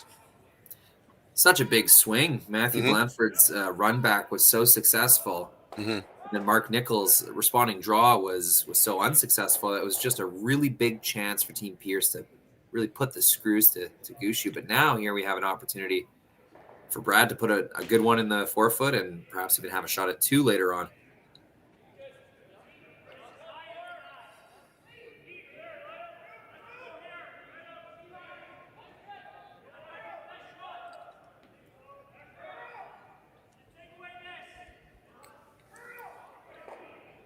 Trying to get some movement. Weight looks pretty good. And at the expense of coming to the back of the button, they had to bury that stone. So the curl sweep takes priority. Brad's Rock will sail to the back of the button. It'll be another pretty good chance to draw Team Pierce. And just the way that positioning is, this is a kind of steal or bust sort of shot. You want to put this right on the lid. Yeah, I mean, that looked amazing all the way down. And then we leaned on it a little bit to try and help it curl. But I'm not sure that didn't also take it, just a little bit farther than they wanted. I would have been inclined to just let it finish on its own and might have stuck around closer to the pin. But here comes Brent. He is actually coming the same way, which is not a surprise. This is the line everybody seems to know. And if he can put one right down onto the top of the red rock, I don't think Brad will be able to do much. There's not even a lot of options to run rocks back.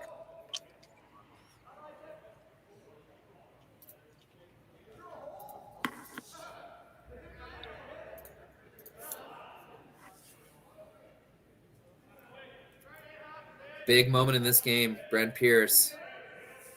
He's had his draw weight. He's been able to practice these paths. Can he take advantage and put a stone right on the button to try and steal a point to take a commanding 4-1 lead? Or will he leave the door open for Gushue to draw for 2? Well, the sweepers it must be close. The sweepers are on and off, trying to decide whether... Looks a touch heavy, David. Yep, you're right. They will bounce off. Opportunity missed. It's an okay result. They're shot for now, but this is going to be very available for Brad Gushue to tap back, score himself 2 points, and get right back in this game. Yeah, Brad's just got to make sure he puts the broom in the right place here. He'll bring his weight up. He'll be one of those shots where he wants to make sure he throws enough to tap it through, or at least tap it back to the back of the house. And having been in this situation many times, you have to be a little careful not to overthrow it, overdo it on the weight.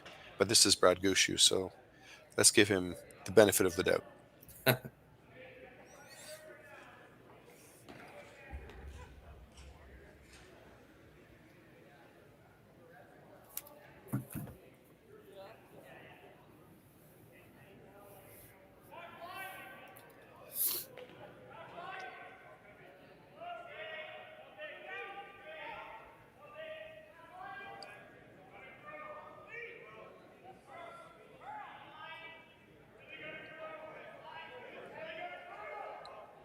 Brendan trying to finish it a little bit.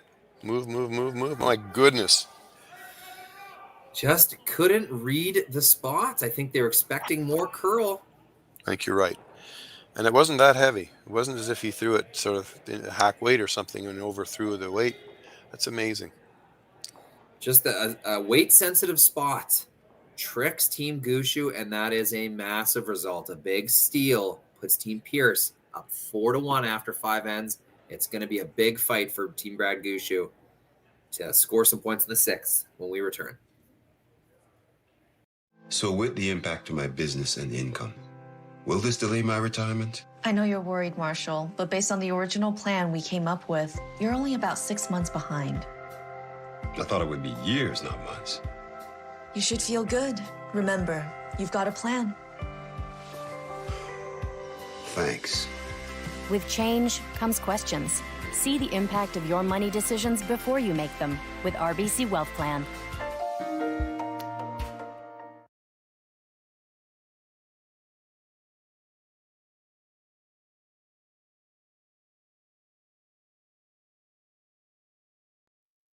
Handcrafted in Canada.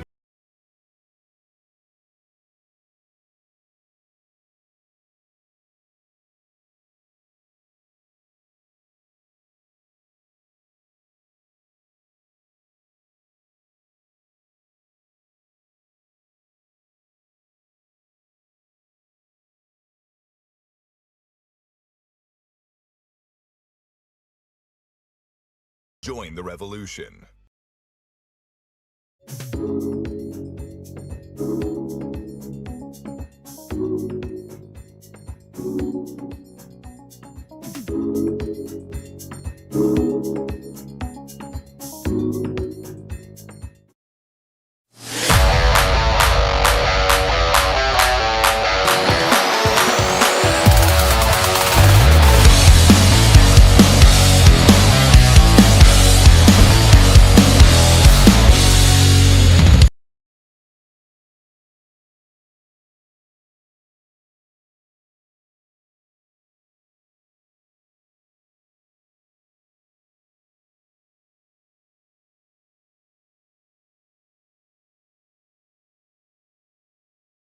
Corner guards.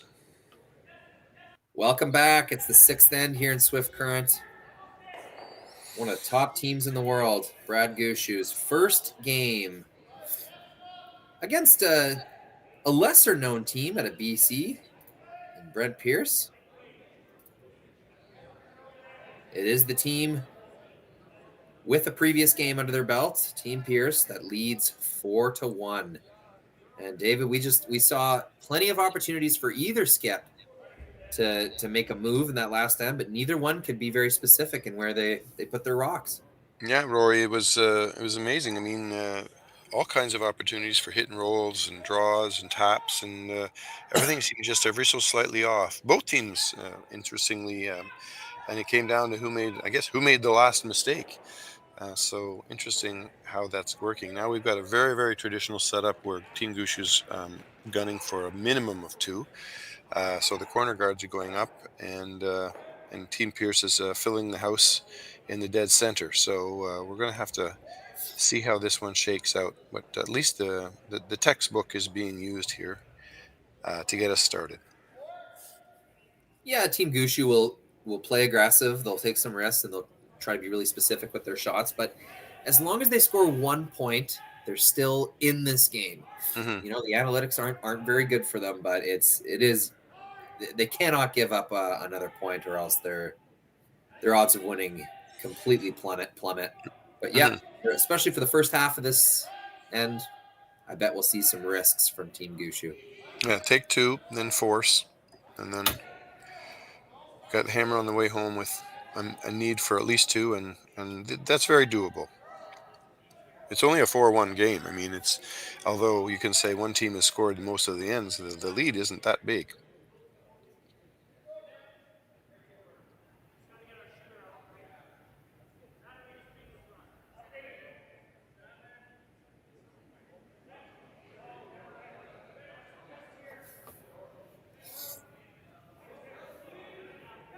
Looking at the uniforms that Team Pierce is wearing, I'm trying to figure out how the hoods work.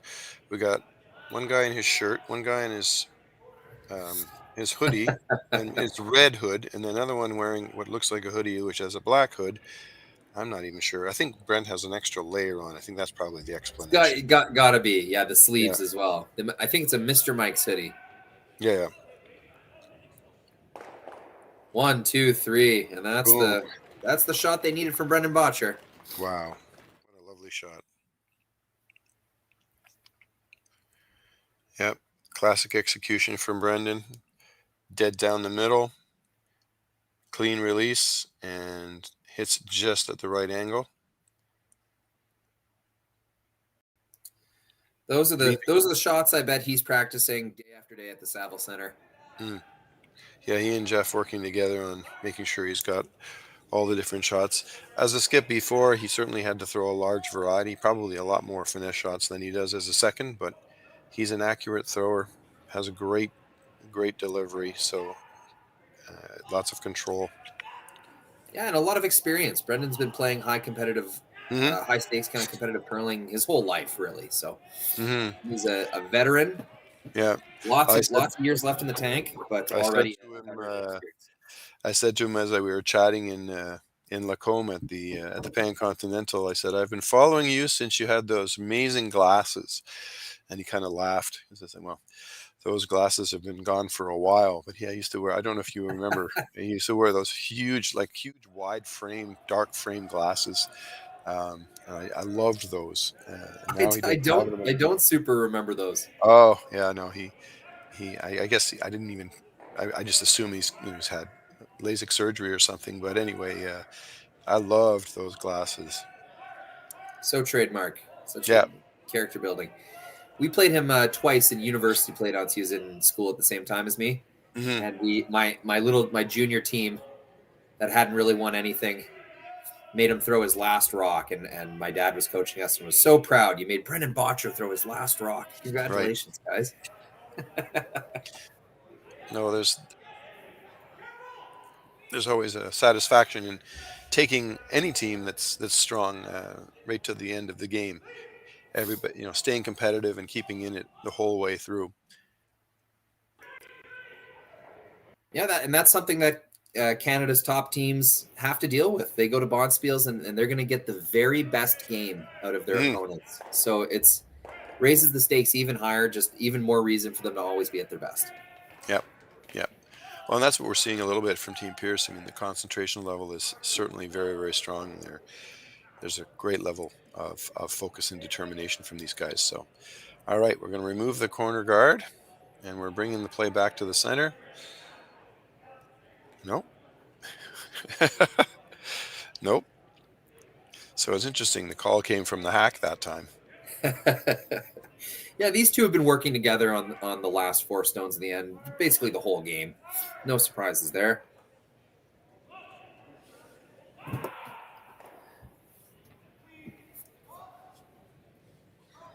Whoa, camera got away from me there. Thanks, Connor. So just a straight peel of the top red, and that leaves Brad the opportunity to come into the house. He's got a berry and threaten to score 2. So let's just see if they can get the weight in the line right. Just want to shout out to the chat, all the subscribers chiming in, creating a really fun environment to watch curling. So thanks for chiming in on the chat, participating in these streams. This is what makes it so much more fun than watching on TV, is listening to what other fans have to say and meeting new fans from across the globe. So let us know where you're watching from, who you're cheering for. I'm seeing Denise Hall, Marlene, Molly, Annie, Dawn, love Cheryl Laporte. Thanks for tuning in and chiming in on the chat. Makes it really fun for us to interact with you guys. Yeah, I love the short comments when they do say things like "wow," because I go, "What kind of wow is that? Is that a good wow or a bad wow?" Yeah. It's an easy comment to make. You can say that after any shot you want. Wow. Alrighty. So, looking at trying to create a little more offense by coming around the top of the house and freezing to the back. Success on this shot will be very problematic for Team Gushue. So let's just see if they can get this rock in exactly the right place.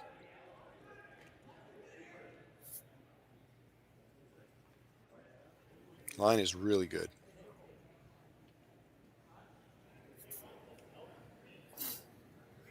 Really, really nice shot. Wow. Yeah, there's a wow. Yeah. We know what kind of wow that was. Yep. Matthew Bladford has had quite a few good shots this game. That's his 3rd or 4th in a row. I think back to the run back last end that really turned things around for them. Well, it's shown the way for their opponent. In theory, all the Gushue team has to do is follow them down and do the exact same thing. It's easier said than done, but at the very least, the path is clear. And it would appear that they have done that beautifully as well. 2 great shots in a row. With room for another. Could end up with an amazing stack of rocks here if we're not careful. So now, just knowing how many points Gushue needs, you got to be careful not to rearrange these right now. Your yellow one is safe in the middle there. It's not going anywhere. But I think a tap is not so good. If you leave any kind of angle, Gushue might have a way to blast both of your yellows out of there. And I know you have a yellow counter in the top of the 8-foot, but just the way Gushue is hungry for multi-score end right now. Well, and the way the ice is curling, I mean, you could even just draw right into the line of rocks, but stop it, on the tee line, as opposed to bringing it all the way back and fusing it. As long as it's guarded, there's no harm in doing that. Better to do that than, as you say, throw it deep and tap and sit on a funky angle, and then all of a sudden, interesting things can happen. That's very good observation. I hadn't thought about that, but yeah, that avoids the back pile entirely.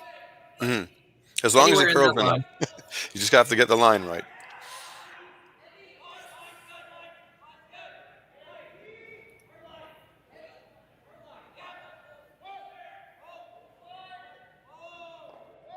All right, yet another rock down this path. Looks like the line looks really nice. And finishes a little bit of an angle. Didn't really tap too much.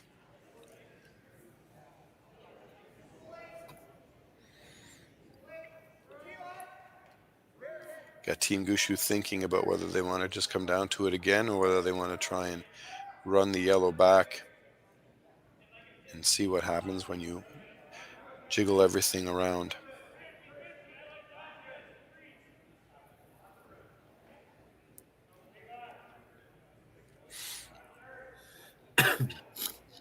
Brendan looks incredibly relaxed as a second. Sort of relaxed, standing with his hands on his broom, looking down the ice. Even though he's got so much experience as a skip, there's something about being a front end. Sometimes it's very nice because you just say, well, we'll let the guys figure out what they want to do and we'll sweep. And sometimes that's what's needed. It's different on every team. Absolutely. But that's another thing I noticed from Lacombe. I'm sure you noticed the same thing, David, is how quickly Brad got Brennan involved in strategical decisions. Yeah, for sure. I mean, having another voice of his caliber and with his experience is never a bad thing. And as long as everybody's communicating effectively and nobody's trying to take over and be controlling, it can be phenomenal to have an extra opinion, an extra pair of eyes. Looks like there's going to be the run back.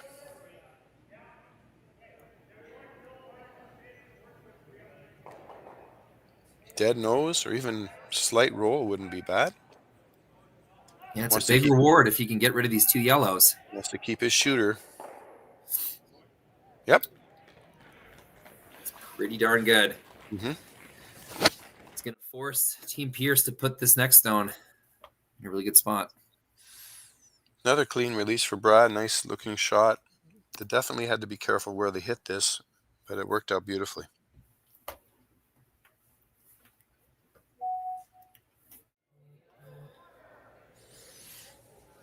Give Brad a little bit of a satisfaction too, where he's seen a few shots that haven't gone quite the right way, and now we're seeing a couple that seem to be working really well. I think that's at least 3 or 4 shots in a row that Team Gushue has made with deadly accuracy. So that's a nice lifting effect for the team. You know, the best teams don't make every shot every time, but they get continually better throughout the tournament. Every game learning a little bit more about the ice, their rocks, their delivery at that moment right now. Better and better and better, and that's how you keep playing longer and longer on Sunday, and I guess in this case Monday, is by just continually adjusting, learning the sheets, learning everything you can, and applying it. Yeah, it looks like Team Pierce is going to try the exact same shot.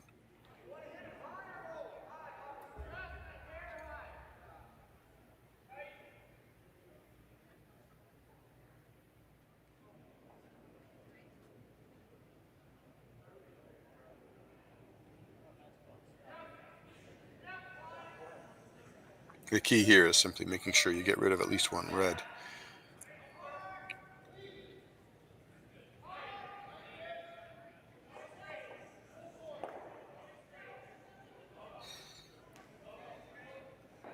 And then if Brad decides to draw under the guard.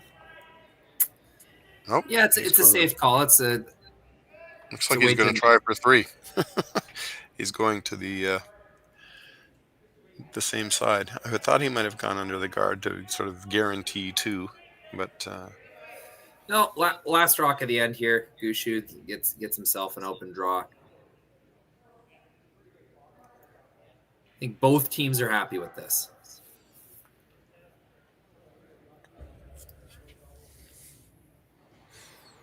All right, sweepers, over to you. Put this rock on the tee line. A similar path to what he drew in the 4th end. Mm. This time we'll be crossing center. They've just seen this path a few times. Team Gushue doing their part, clawing back into this game with a score of 2. If they get it there.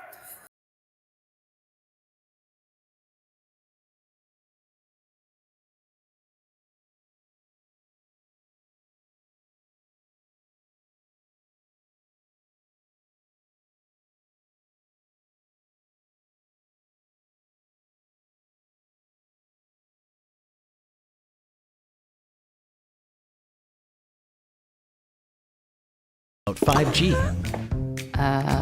More speed, more innovation. It's going to make our lives a whole heck of a lot easier. This is what 5G looks like. Better, faster. Sounds like one more G. Sounds pretty good. I don't know what it means. All you really need to know is the future of 5G is here and will continue improving through investments in network technology.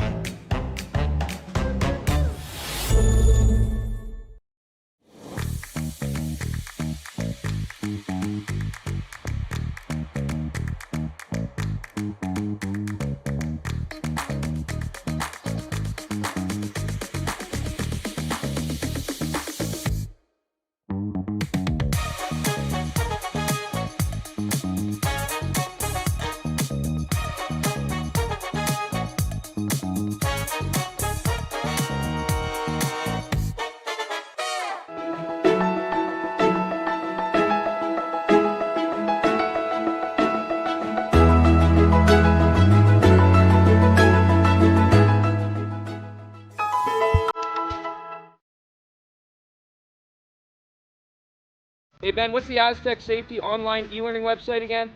Yeah, that would be aztecsafety.com. Fire extinguisher and firefighting, we'll send that one to Paul. Now here's a course I should probably take. Conflict resolution. Power line safety. Yeah, I thought it might help me with my line calls. Did you know this Aztec website has over 100 safety courses?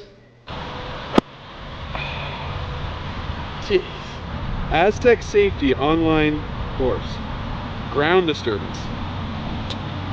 Could have used that a few seconds ago.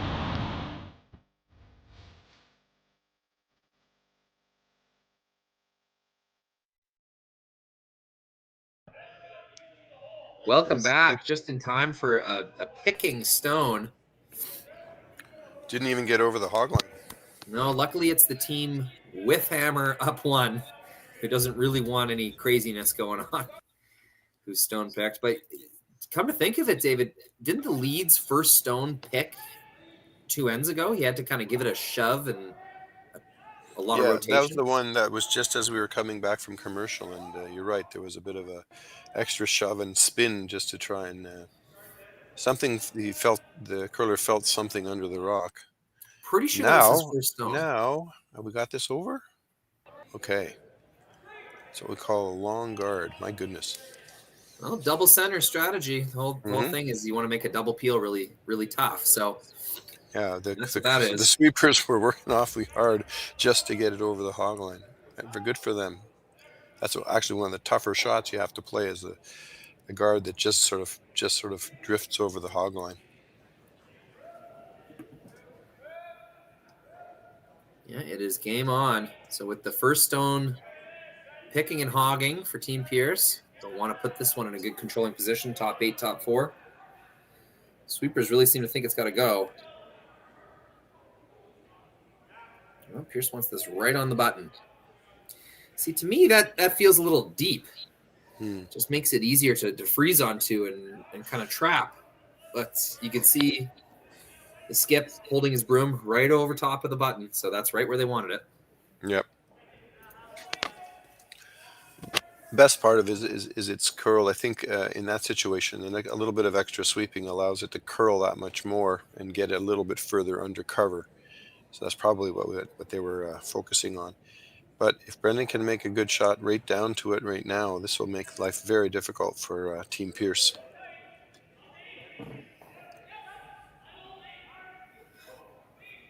Line looks really nice. Oh, I may have spoken too soon. There we go.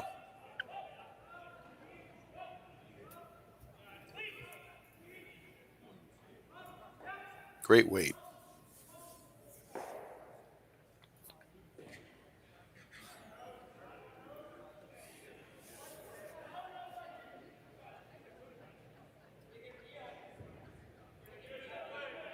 Big opportunity here. You can see Brent Pierce in the house looking at it going, well, we have this great big red just sitting there for us.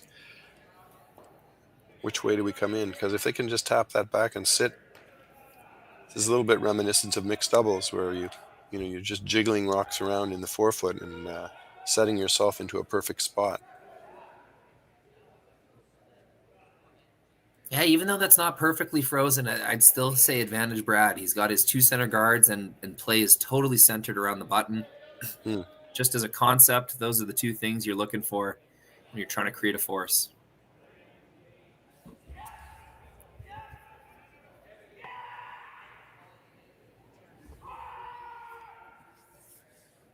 Game clock clicks to hour 2.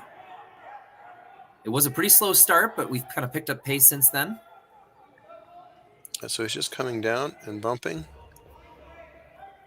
Fortunately, he did bump his own rock just ever so slightly over to the side, so it's a little more exposed now. Doesn't quite remove the red stone. I'm not sure how big of a deal that is. I don't think you'd be hoping for a blank.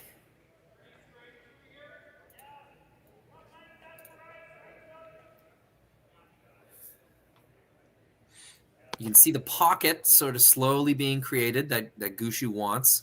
Wants some rocks in the back of the button, back of the forefoot to draw to. That's the idea. Yep, and the idea here is to create another one of those with this shot. Around the guard. A little flop inwards towards the center line is going to go a long way. Tap that rock back into the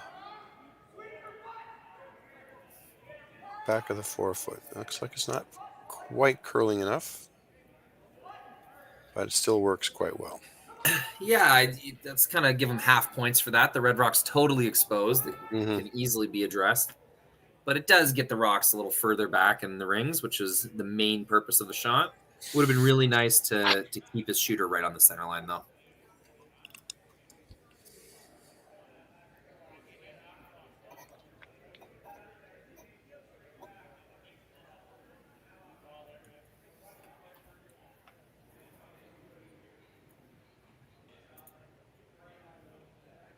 Basically the same shot he was looking for last shot.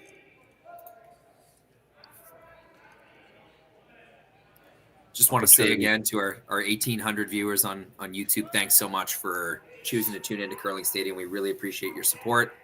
This is a really by the fans, for the fans kind of project. All of us do this just, because we love the game. So it's really fun interacting with all of you online, and thanks for tuning in. Yeah, it's great. I mean, in theory, we're doing the work with the voices, but it feels like there's quite a gang of people all enjoying the game together. Lots of comments, lots of people obviously watching from literally right across the country, which is great. No, absolutely. For James Gordon, Jerry Gertz, John Benton, all of us at Curling Stadium, it's been a thrill to be able to bring all these high quality tour event curling games for free on YouTube. It's been quite a journey, and we're glad to have you with us. That's been super. And the number of opportunities for fans to stay with their teams, wherever they may be. It used to be, it had to be a certain kind of event or a certain kind of location before you had a chance to watch. Not anymore. Ooh, a bit of a desperation play there. Really had to try and make some Yellow Rocks move. Mark Nichols, once again, can't quite get the line right. Yeah, it's been a bit of a struggle hitting the broom or reading the spots for both Nichols and Gushue today, and that's another instance of it.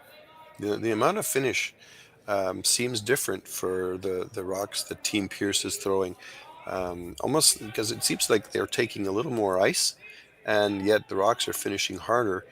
And I think there's all these situations where the Gushue rocks are coming into the house and they're not finishing. That was a great example where it's okay, everything looks good, but just now start to curl, and it just doesn't quite get over as far as it needs to.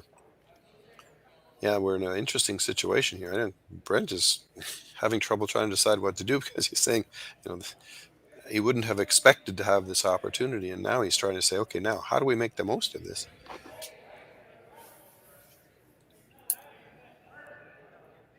Yeah, it's an interesting one. It's not too late to peel. I know that sounds a little wild, but because you have such an advantage down the middle. But if you really, really wanted to ensure that you had a makeable shot on your last one, you could take on a peel. But I think you've got 3 rocks in the 4-foot and a really good chance to lock away that out-turn side.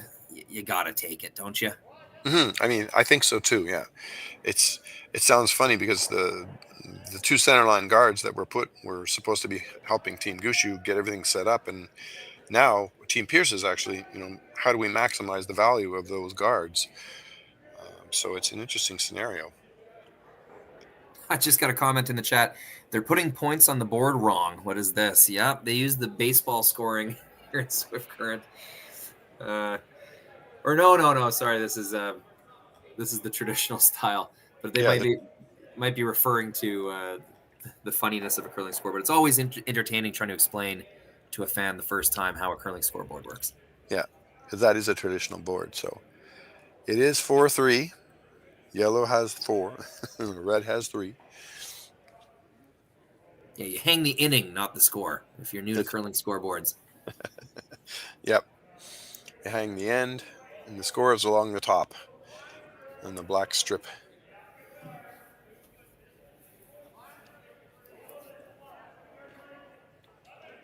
Yeah, we had in the men's B event you were saying you were in Lacombe too. Yeah. In the men's B event, we had the traditional scoreboards for the B games, and we had a couple of situations where the teams ran the score off the end of the scoreboard, and we were all standing around trying to figure out what do we do. One of the games that the team I was working with, they got 16 points, and there's only 11 or 12 on the scoreboard, so I was trying to figure out how do we even do that. Yeah, I think the default's the way to do it is you kind of start over, you roll it over, start from 1 again, but that just feels wrong. You have to hang the number upside down or something. Yeah. Oh, neither. Wow. It's really a worst case scenario. Yep.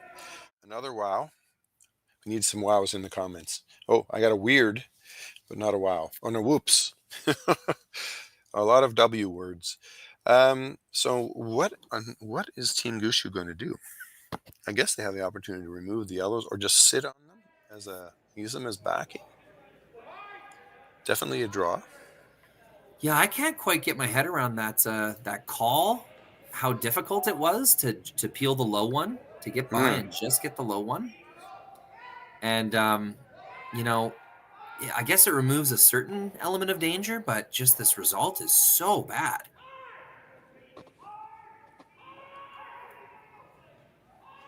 Just a really challenging ask from your third in a situation where you have such an advantage.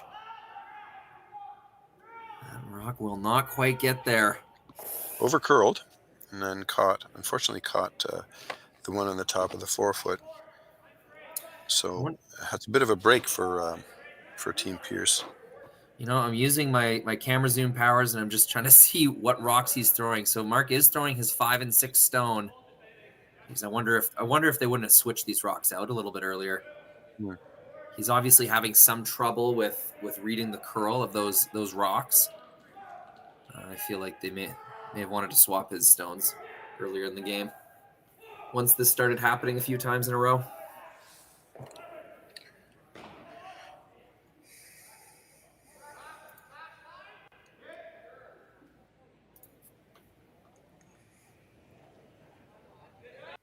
Well, need to make good on this shot here. Well, it's an opportunity, but it's interesting, the approach. I think they had a lot of different options. But they're showing incredible respect, basically, for, the Gushue That's rink. going to be a really good spot. If there's a hole there, it's going to be tough to navigate.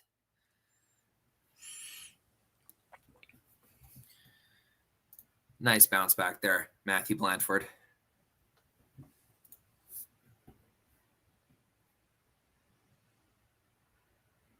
Yep, that worked really well. So, can Gushue get through the gap and sit? Or are we playing a hit and roll?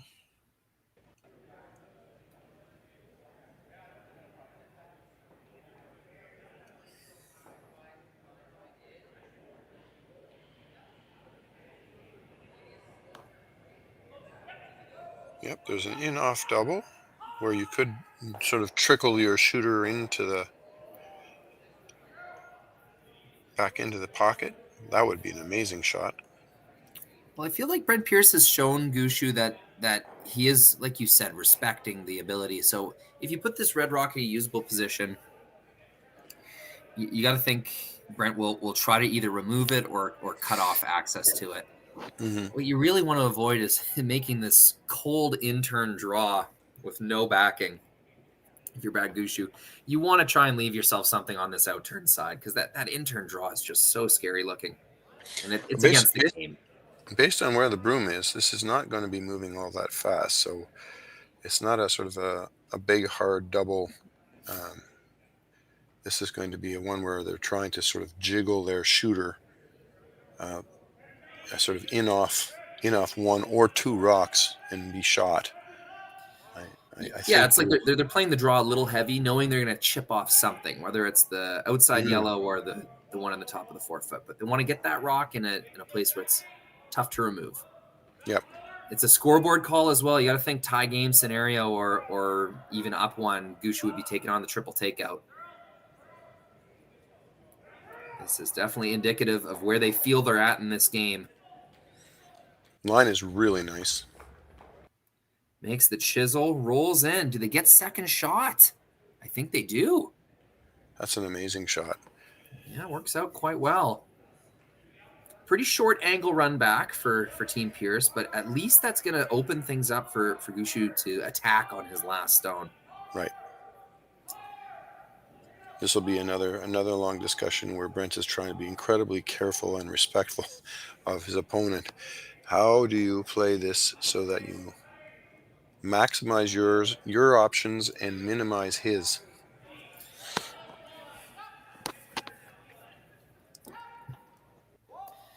Yeah, I think you got to just shred it and leave that outturn freeze. Did Gushue poke the yellow stone far enough off the center line that there's an intern draw now? If we get that kind of head-on view, Connor, we might be able to see. The high guard makes it awkward. The high guard makes it awkward. It is just so high, and we have seen quite a bit of movement on that path. Mm-hmm. There's a chance he has an intern draw.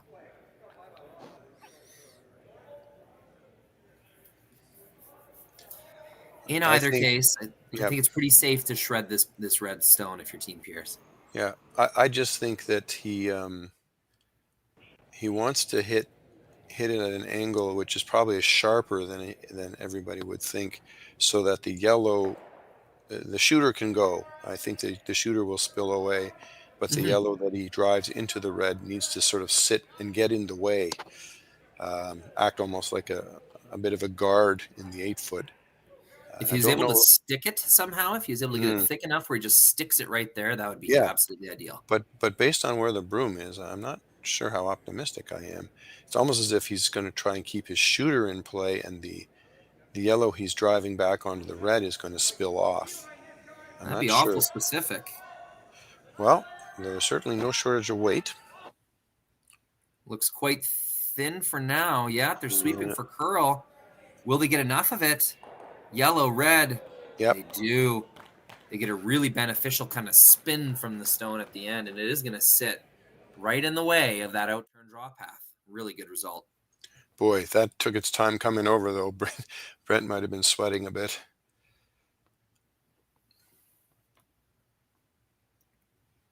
Keeping their composure, keeping their focus. This team, Pierce, has been very impressive. A kind of dream start, getting out to a 2-0 lead. And they haven't spoiled it. They've been able to hang on to that advantage throughout the game. And another big shot right there shows that they're not going away. This is no longer really a Cinderella story. Can they do it? They are in the driver's seat right now. It is Team Gushue who has to make a really nice shot here just to give themselves a chance. Absolutely. I mean, this in a weird way, the game could be won or lost on this shot, because if Brad can sink one in there for shot rock that's hard to get to, he could end up stealing. But if it's available to be removed, Team Pierce could make a big number, and I think that will probably be it. Here we go.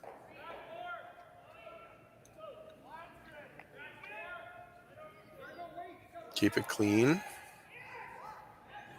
They're not worried about weight. No, they need this to thread the needle. The line is the important thing here. Starting to get some break now. Will it be enough? Taps the top, rolls.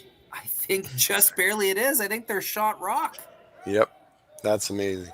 Just barely curled enough. Game-saving shot from Brad Gushue.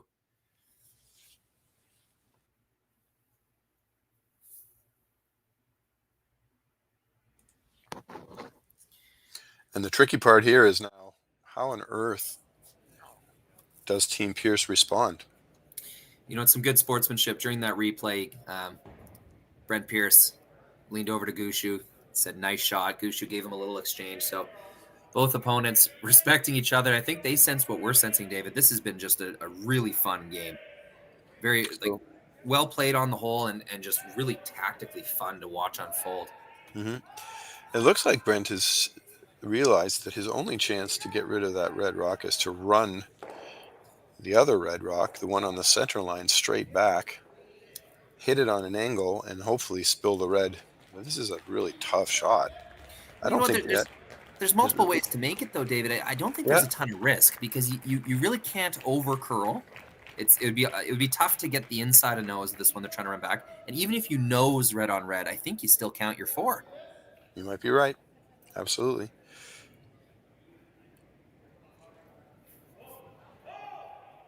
So a lot of ways to make this, and it's handshakes if he does, I would assume. Yeah, it's better than just playing the draw. I have to agree. It's one of those shots where you go, let's go for it. The worst we can give up is 1, and we'll have hammer coming home if we do. Massive shot. Kind of the ones you dream about. Brent Pierce to take a huge score of 4 or more against Brad Gushue. Last rock in the 7th end. Can he seal the upset with this one? Looks like it's just a little bit outside. It needs to curl up. Sweepers are working on it. So close. Almost had it. And I think it is a steal of 1 for Brad Gushue. David, this thrilling game takes another crazy turn. It's tied up in the 8th end. Someone is going to be winning the game here. I mean, I guess you could blanket and ruin my assessment, but we will have this incredible 8th end for you when we return on Curling Stadium.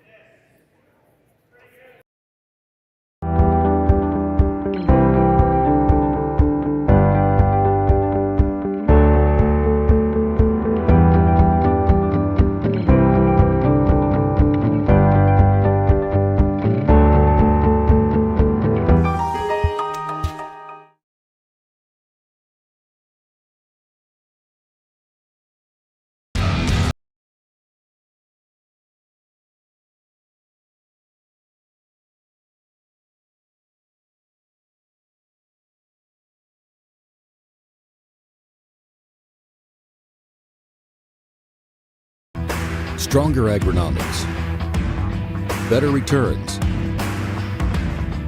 greater peace of mind from pre-seed to post-harvest. You can count on the Victory Canola program to keep you. I don't remember a time when curling wasn't a part of my life. When I wasn't putting in the sweat and hard work to be the best that I can be. Clocking in the time, the effort to practice day in, day out. Curling is more than just a game. It's a family, a community. And when it's time to play, I know I'll be ready. Hardline, supporting hundreds of our next generation athletes. Sasktel Be Kind Online wants to stop cyberbullying. Want in on the action? We award up to $1,000 for youth initiatives that help spread kindness and prevent bullying. What great idea do you have to help stop bullying? Sasktel can help. Go to BeKindOnline.com and apply for a grant today. Together, we can make a difference.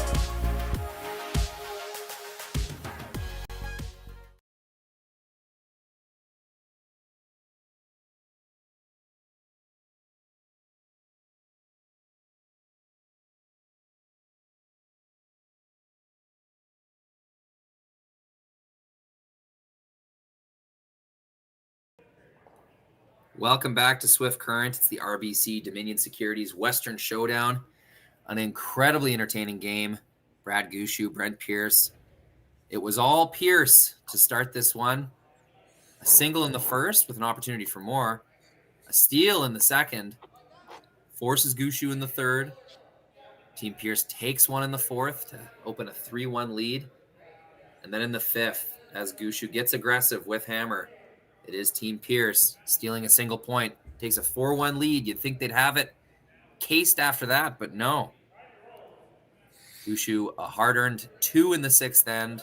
We just watched a steal in the seventh. Could have given up 4 or more, but makes a magnificent chiseling draw on his last shot. Brad Gushue does to tie this game up at 4 points apiece. I'm here with David Wills, Connor Sims on the production, and David, it's been incredible.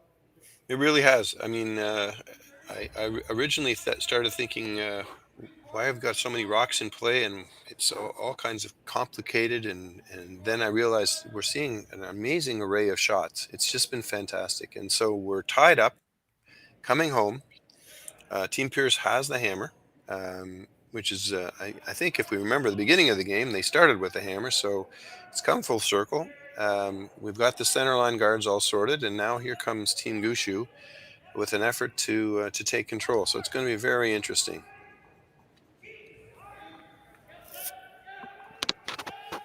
This needs to have enough weight to get back to shots position, and I think it's looking awfully good. Beautiful line. Oh. Just barely doesn't. It might get shot rock, but it's not a great position. They're hoping for a freeze there. It's a measure. Yeah, an angle freeze or draw in behind so that it's undercover. But right now, well, looks like Brent Pierce is he's now in a position where he can start clearing guards. A 5 rock rule, and we've had 5. So here comes some clearing and an exchange of peels and guards to see how we can open things up. Yeah, when you're trying to steal and you're setting those guards up, when you make that decision to come in and make your what they would call the good one, when you come to make the good one, you really do want it to be a good one because you're going to have to guard that rock for the rest of the end. Yep. So to not really get the freeze or the good kind of buried shot rock position there is a bit of a blow for Team Gushue's stealing chances, but now with the double peel made. Yep, this is a lovely shot. We're just watching the replay here, and it's a very, very, very well thrown. But obviously, the key thing was the angle, so that we remove both guards. Double peel. Excellent.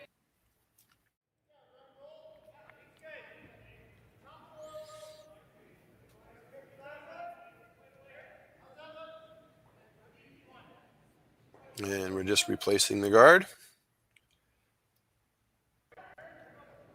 line looks really nice.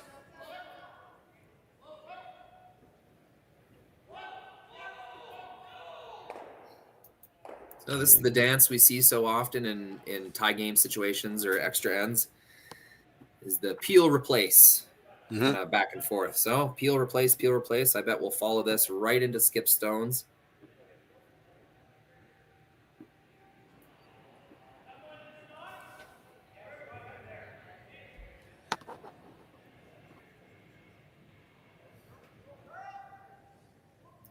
Oh, just barely. I started to think it was going to over curl. That worked out beautifully in the end, but the advantage for Team Gushue is their guard doesn't necessarily have to perfectly cover their stone in the rings. The guard is more important than the rock in the rings right now. If Team Pierce was ever to choose to chase the red one, I think Brad would be quite happy that the center guard was left in place.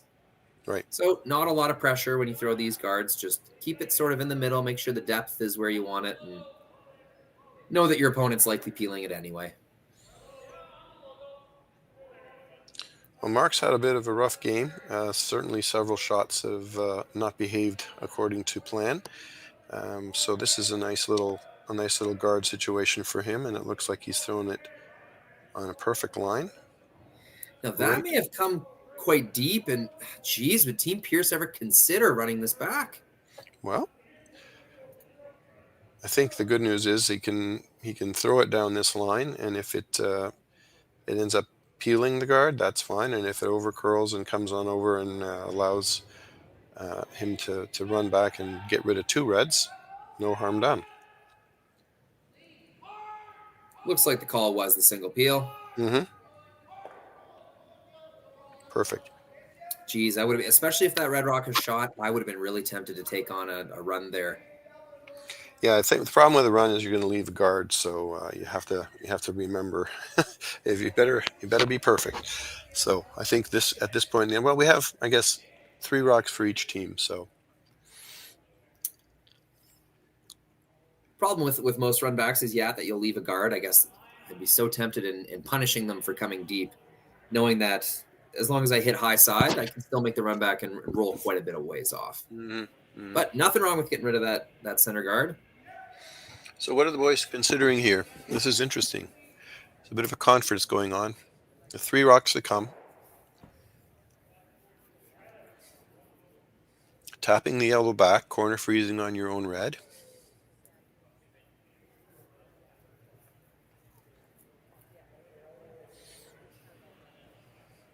Tapping the red back, corner freezing on the yellow.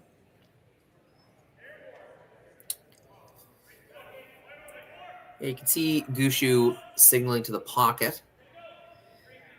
I suppose there is a way to make that red rock a little bit better. You could tap it forward, and as long as you rolled slightly centerline side, there would be no double or way to get rid of it. You might leave maybe half of the one you tap exposed.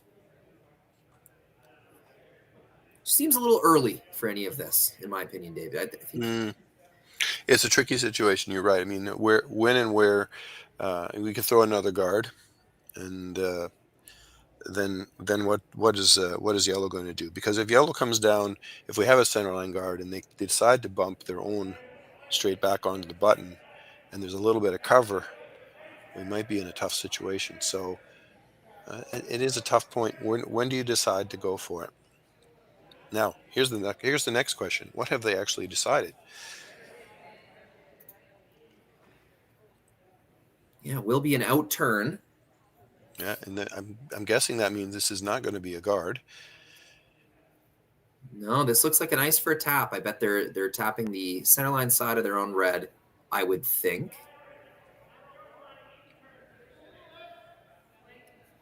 Nichols conferring with Brad again.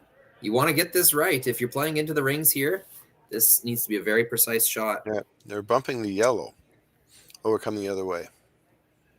They're bumping the yellow and trying to keep a slight corner freeze of the 2 reds, so that hitting the reds will keep at least 1 red in the forefoot. So we're trying to bump this yellow back, I'd say, to the back of the forefoot.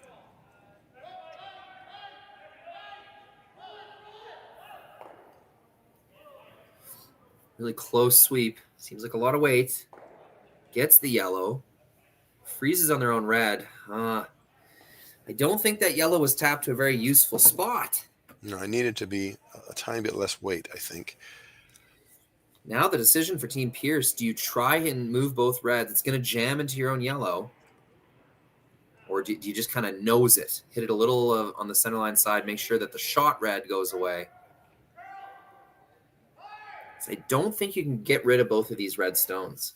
Right. It's going to come into the yellow no matter what. Right.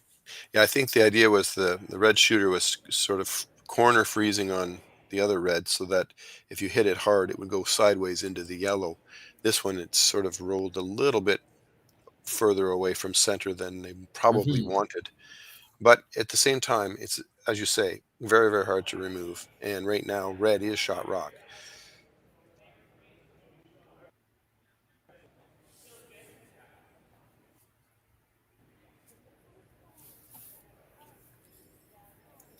Yeah, Victor Lee chiming in on the chat. He says super blast and maybe the red top one spins up and out.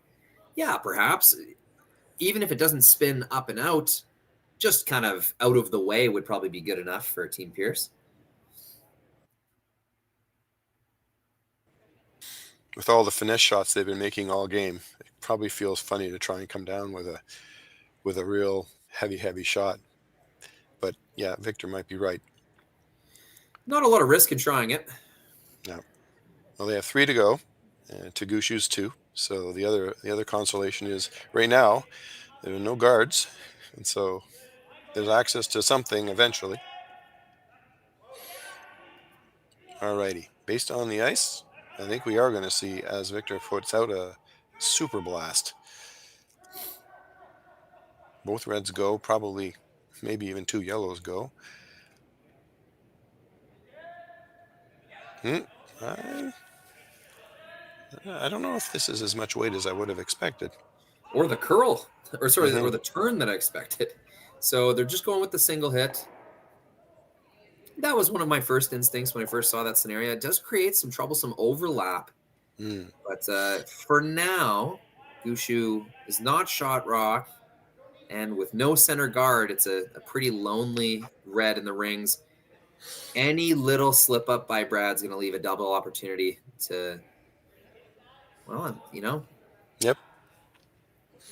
Well, with this overlap in the top of the rings, I feel like Brad's always going to have somewhere to draw. Might have a back 4-foot draw, but he'll be able to put it somewhere that's going to be tough to chase. This is a simple little just off nose tap, and then see how Brent responds, and then yes, as you say, I think we're going to have, well, at least 1 or 2 different options for Brad on his last shot to try and challenge. First things first, we need a perfectly thrown tap to bump this back into hiding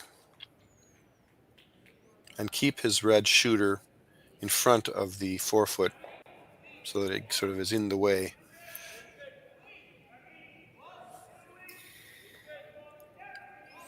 Jeff can't decide whether to sweep or not. That's a good sign.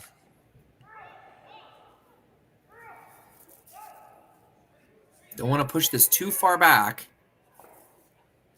That'll be just fine. Although a nose double gets rid of both of them. Would have been nice, I think, to have that knock it just ever so slightly further on an angle. But I think, as you say, there's always going to be some kind of double.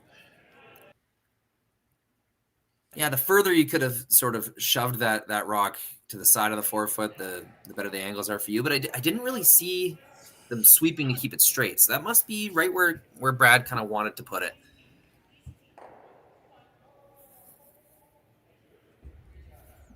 Yeah, I think that all things considered, that's a pretty good result based on what they were trying. It does make Brent think, and he's definitely got to try to do something about this situation, because right now, A, red is shot, and B, the 4-foot is relatively blocked. So he wants to ultimately make sure he has a chance to earn a point with his last shot. Would you ever hit your own Yellowstone into the 4-foot? Yeah, I mean, this is a thing. He's if he, for example, if he, let's say he makes the run back double, that leaves Gushue a draw to the button. And if he makes it, then how can Brent respond? I suppose he has to tap back something of his own, but I think he's thinking 2 shots away, and he would rather just see things really nice and open, I think.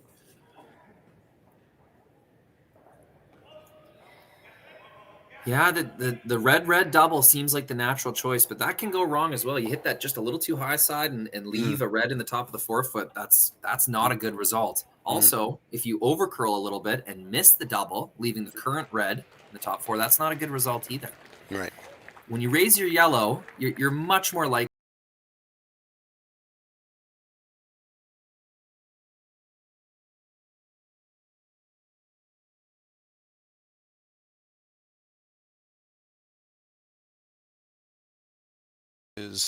boy. I was originally thought he was putting his broom where he wants to hit the red, but it looks like this is the ice. Full crowd here, Swift Current. I'm glad they got such an entertaining game. Yep, and the other games are all done, so everything's focused on this one game now. It looks like we still got sheet 5 out on the ice, but oh, do they? Oh, okay, I can hardly see it. Most of the games are done. 3 of the other ones are complete for sure. You can see the ice crew in the background, eager to get started. Yeah, this game's gone on a bit.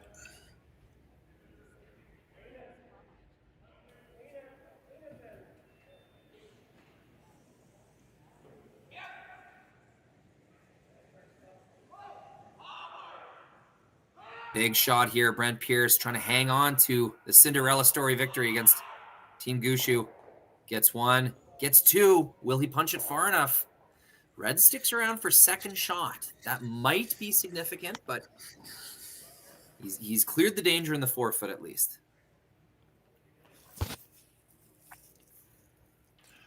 I think the draw, this is the thing, he's left this sort of this little 3-rock wall at the top of the house. If Brad can draw under it and sit shot rock, that'll make life difficult for Brent. Now, would you ever want to put this kind of behind the tee line? Would you ever want to put this behind the tee line, knowing that there's so many runs or taps, angle runs? Do you want to force Pierce to follow you in an in-turn draw, or does this need to be above the tee line? Make sure that there is no kind of draw tap. I like sitting on the pin. That's my instinctive reaction. You could go. I would say you don't want to be light, but you want to be you want to be under cover and shot rock. So big draw, Brad Gushue. They've been clawing their way back into this game. It's been a battle, and they have fought to be in this at this point. Can he make a real good one here? Needs to curl a lot. It will be shot. Gets some good finish at the end. It's in the back of the forefoot. It does make Brent Pierce think. Does he want to chip this rock away with hack weight? Or does he want to play a draw of his own? You know what? He has not taken much time to think about it. He's putting the broom down. And he's skating down to throw the draw. Yeah, I'm not surprised. I think in the circumstances, I would probably do the same thing. The only other thought would be to bump something straight back into the red. But then you run the risk of angles causing trouble. So I think you've got backing. It is all the way back at the back of the forefoot. So, and there's a reasonable amount of space around that guard, to be honest. And the other thing is, he doesn't even have to, let's say he throws enough to bump it. He doesn't even have to bump it dead on the nose. He can just remove it far enough away that his original shot up at the top of the forefoot is shot rock. All right. It all comes down to this. What an incredible curling game. Ends up tied up in the 8th. Brent Pierce with the last rock. A champion will be decided at the end of this shot. And the team from New Westminister, BC, looking to beat Brad Gushue, one of the more impressive victories of their career, I would imagine. Sweepers are on this right away. Don't want to get too excited. This is a quick path we've seen. This is floating out a little as well. Oh, yeah, you're good. It curls enough to use the backing. It will be 1 point yellow. The victory for Team Brent Pierce. That's a pressure shot. Good for him. Let's see if we can get a reaction from the team in red here. They don't know who to high five. Very well deserved victory. It wasn't just one or two lucky ends. This team fought really hard the whole game. Put one of the best teams in the world under incredible pressure multiple times. Brad Gushue had to make a lot of shots just to save some of those ends. Yeah, there's a few smiles there. You can sort of see the chests are puffed just ever so slightly. I think there'll be a bit of a celebration when they have a moment when they're not completely exposed. But good for them. Great game. I think the team Gushue probably is feeling as if they didn't really throw their best game. But overall, seeing it be nice and close with all kinds of interesting twists and turns made it fantastic for us to watch. And that's, at the end of the day, what we really want to do when we tune in. So what a pleasure to do that. Well, thanks so much, everyone, for tuning in. Gushue versus Pierce. Hey, if you thought that was fun, we have 3 more days of top-tier curling from Swift Current. And for my partner, David Wells, producer Connor Sims, thank you so much for joining us. And we will catch you later, curling fans. Have a great night. Thanks, Rory. Take care.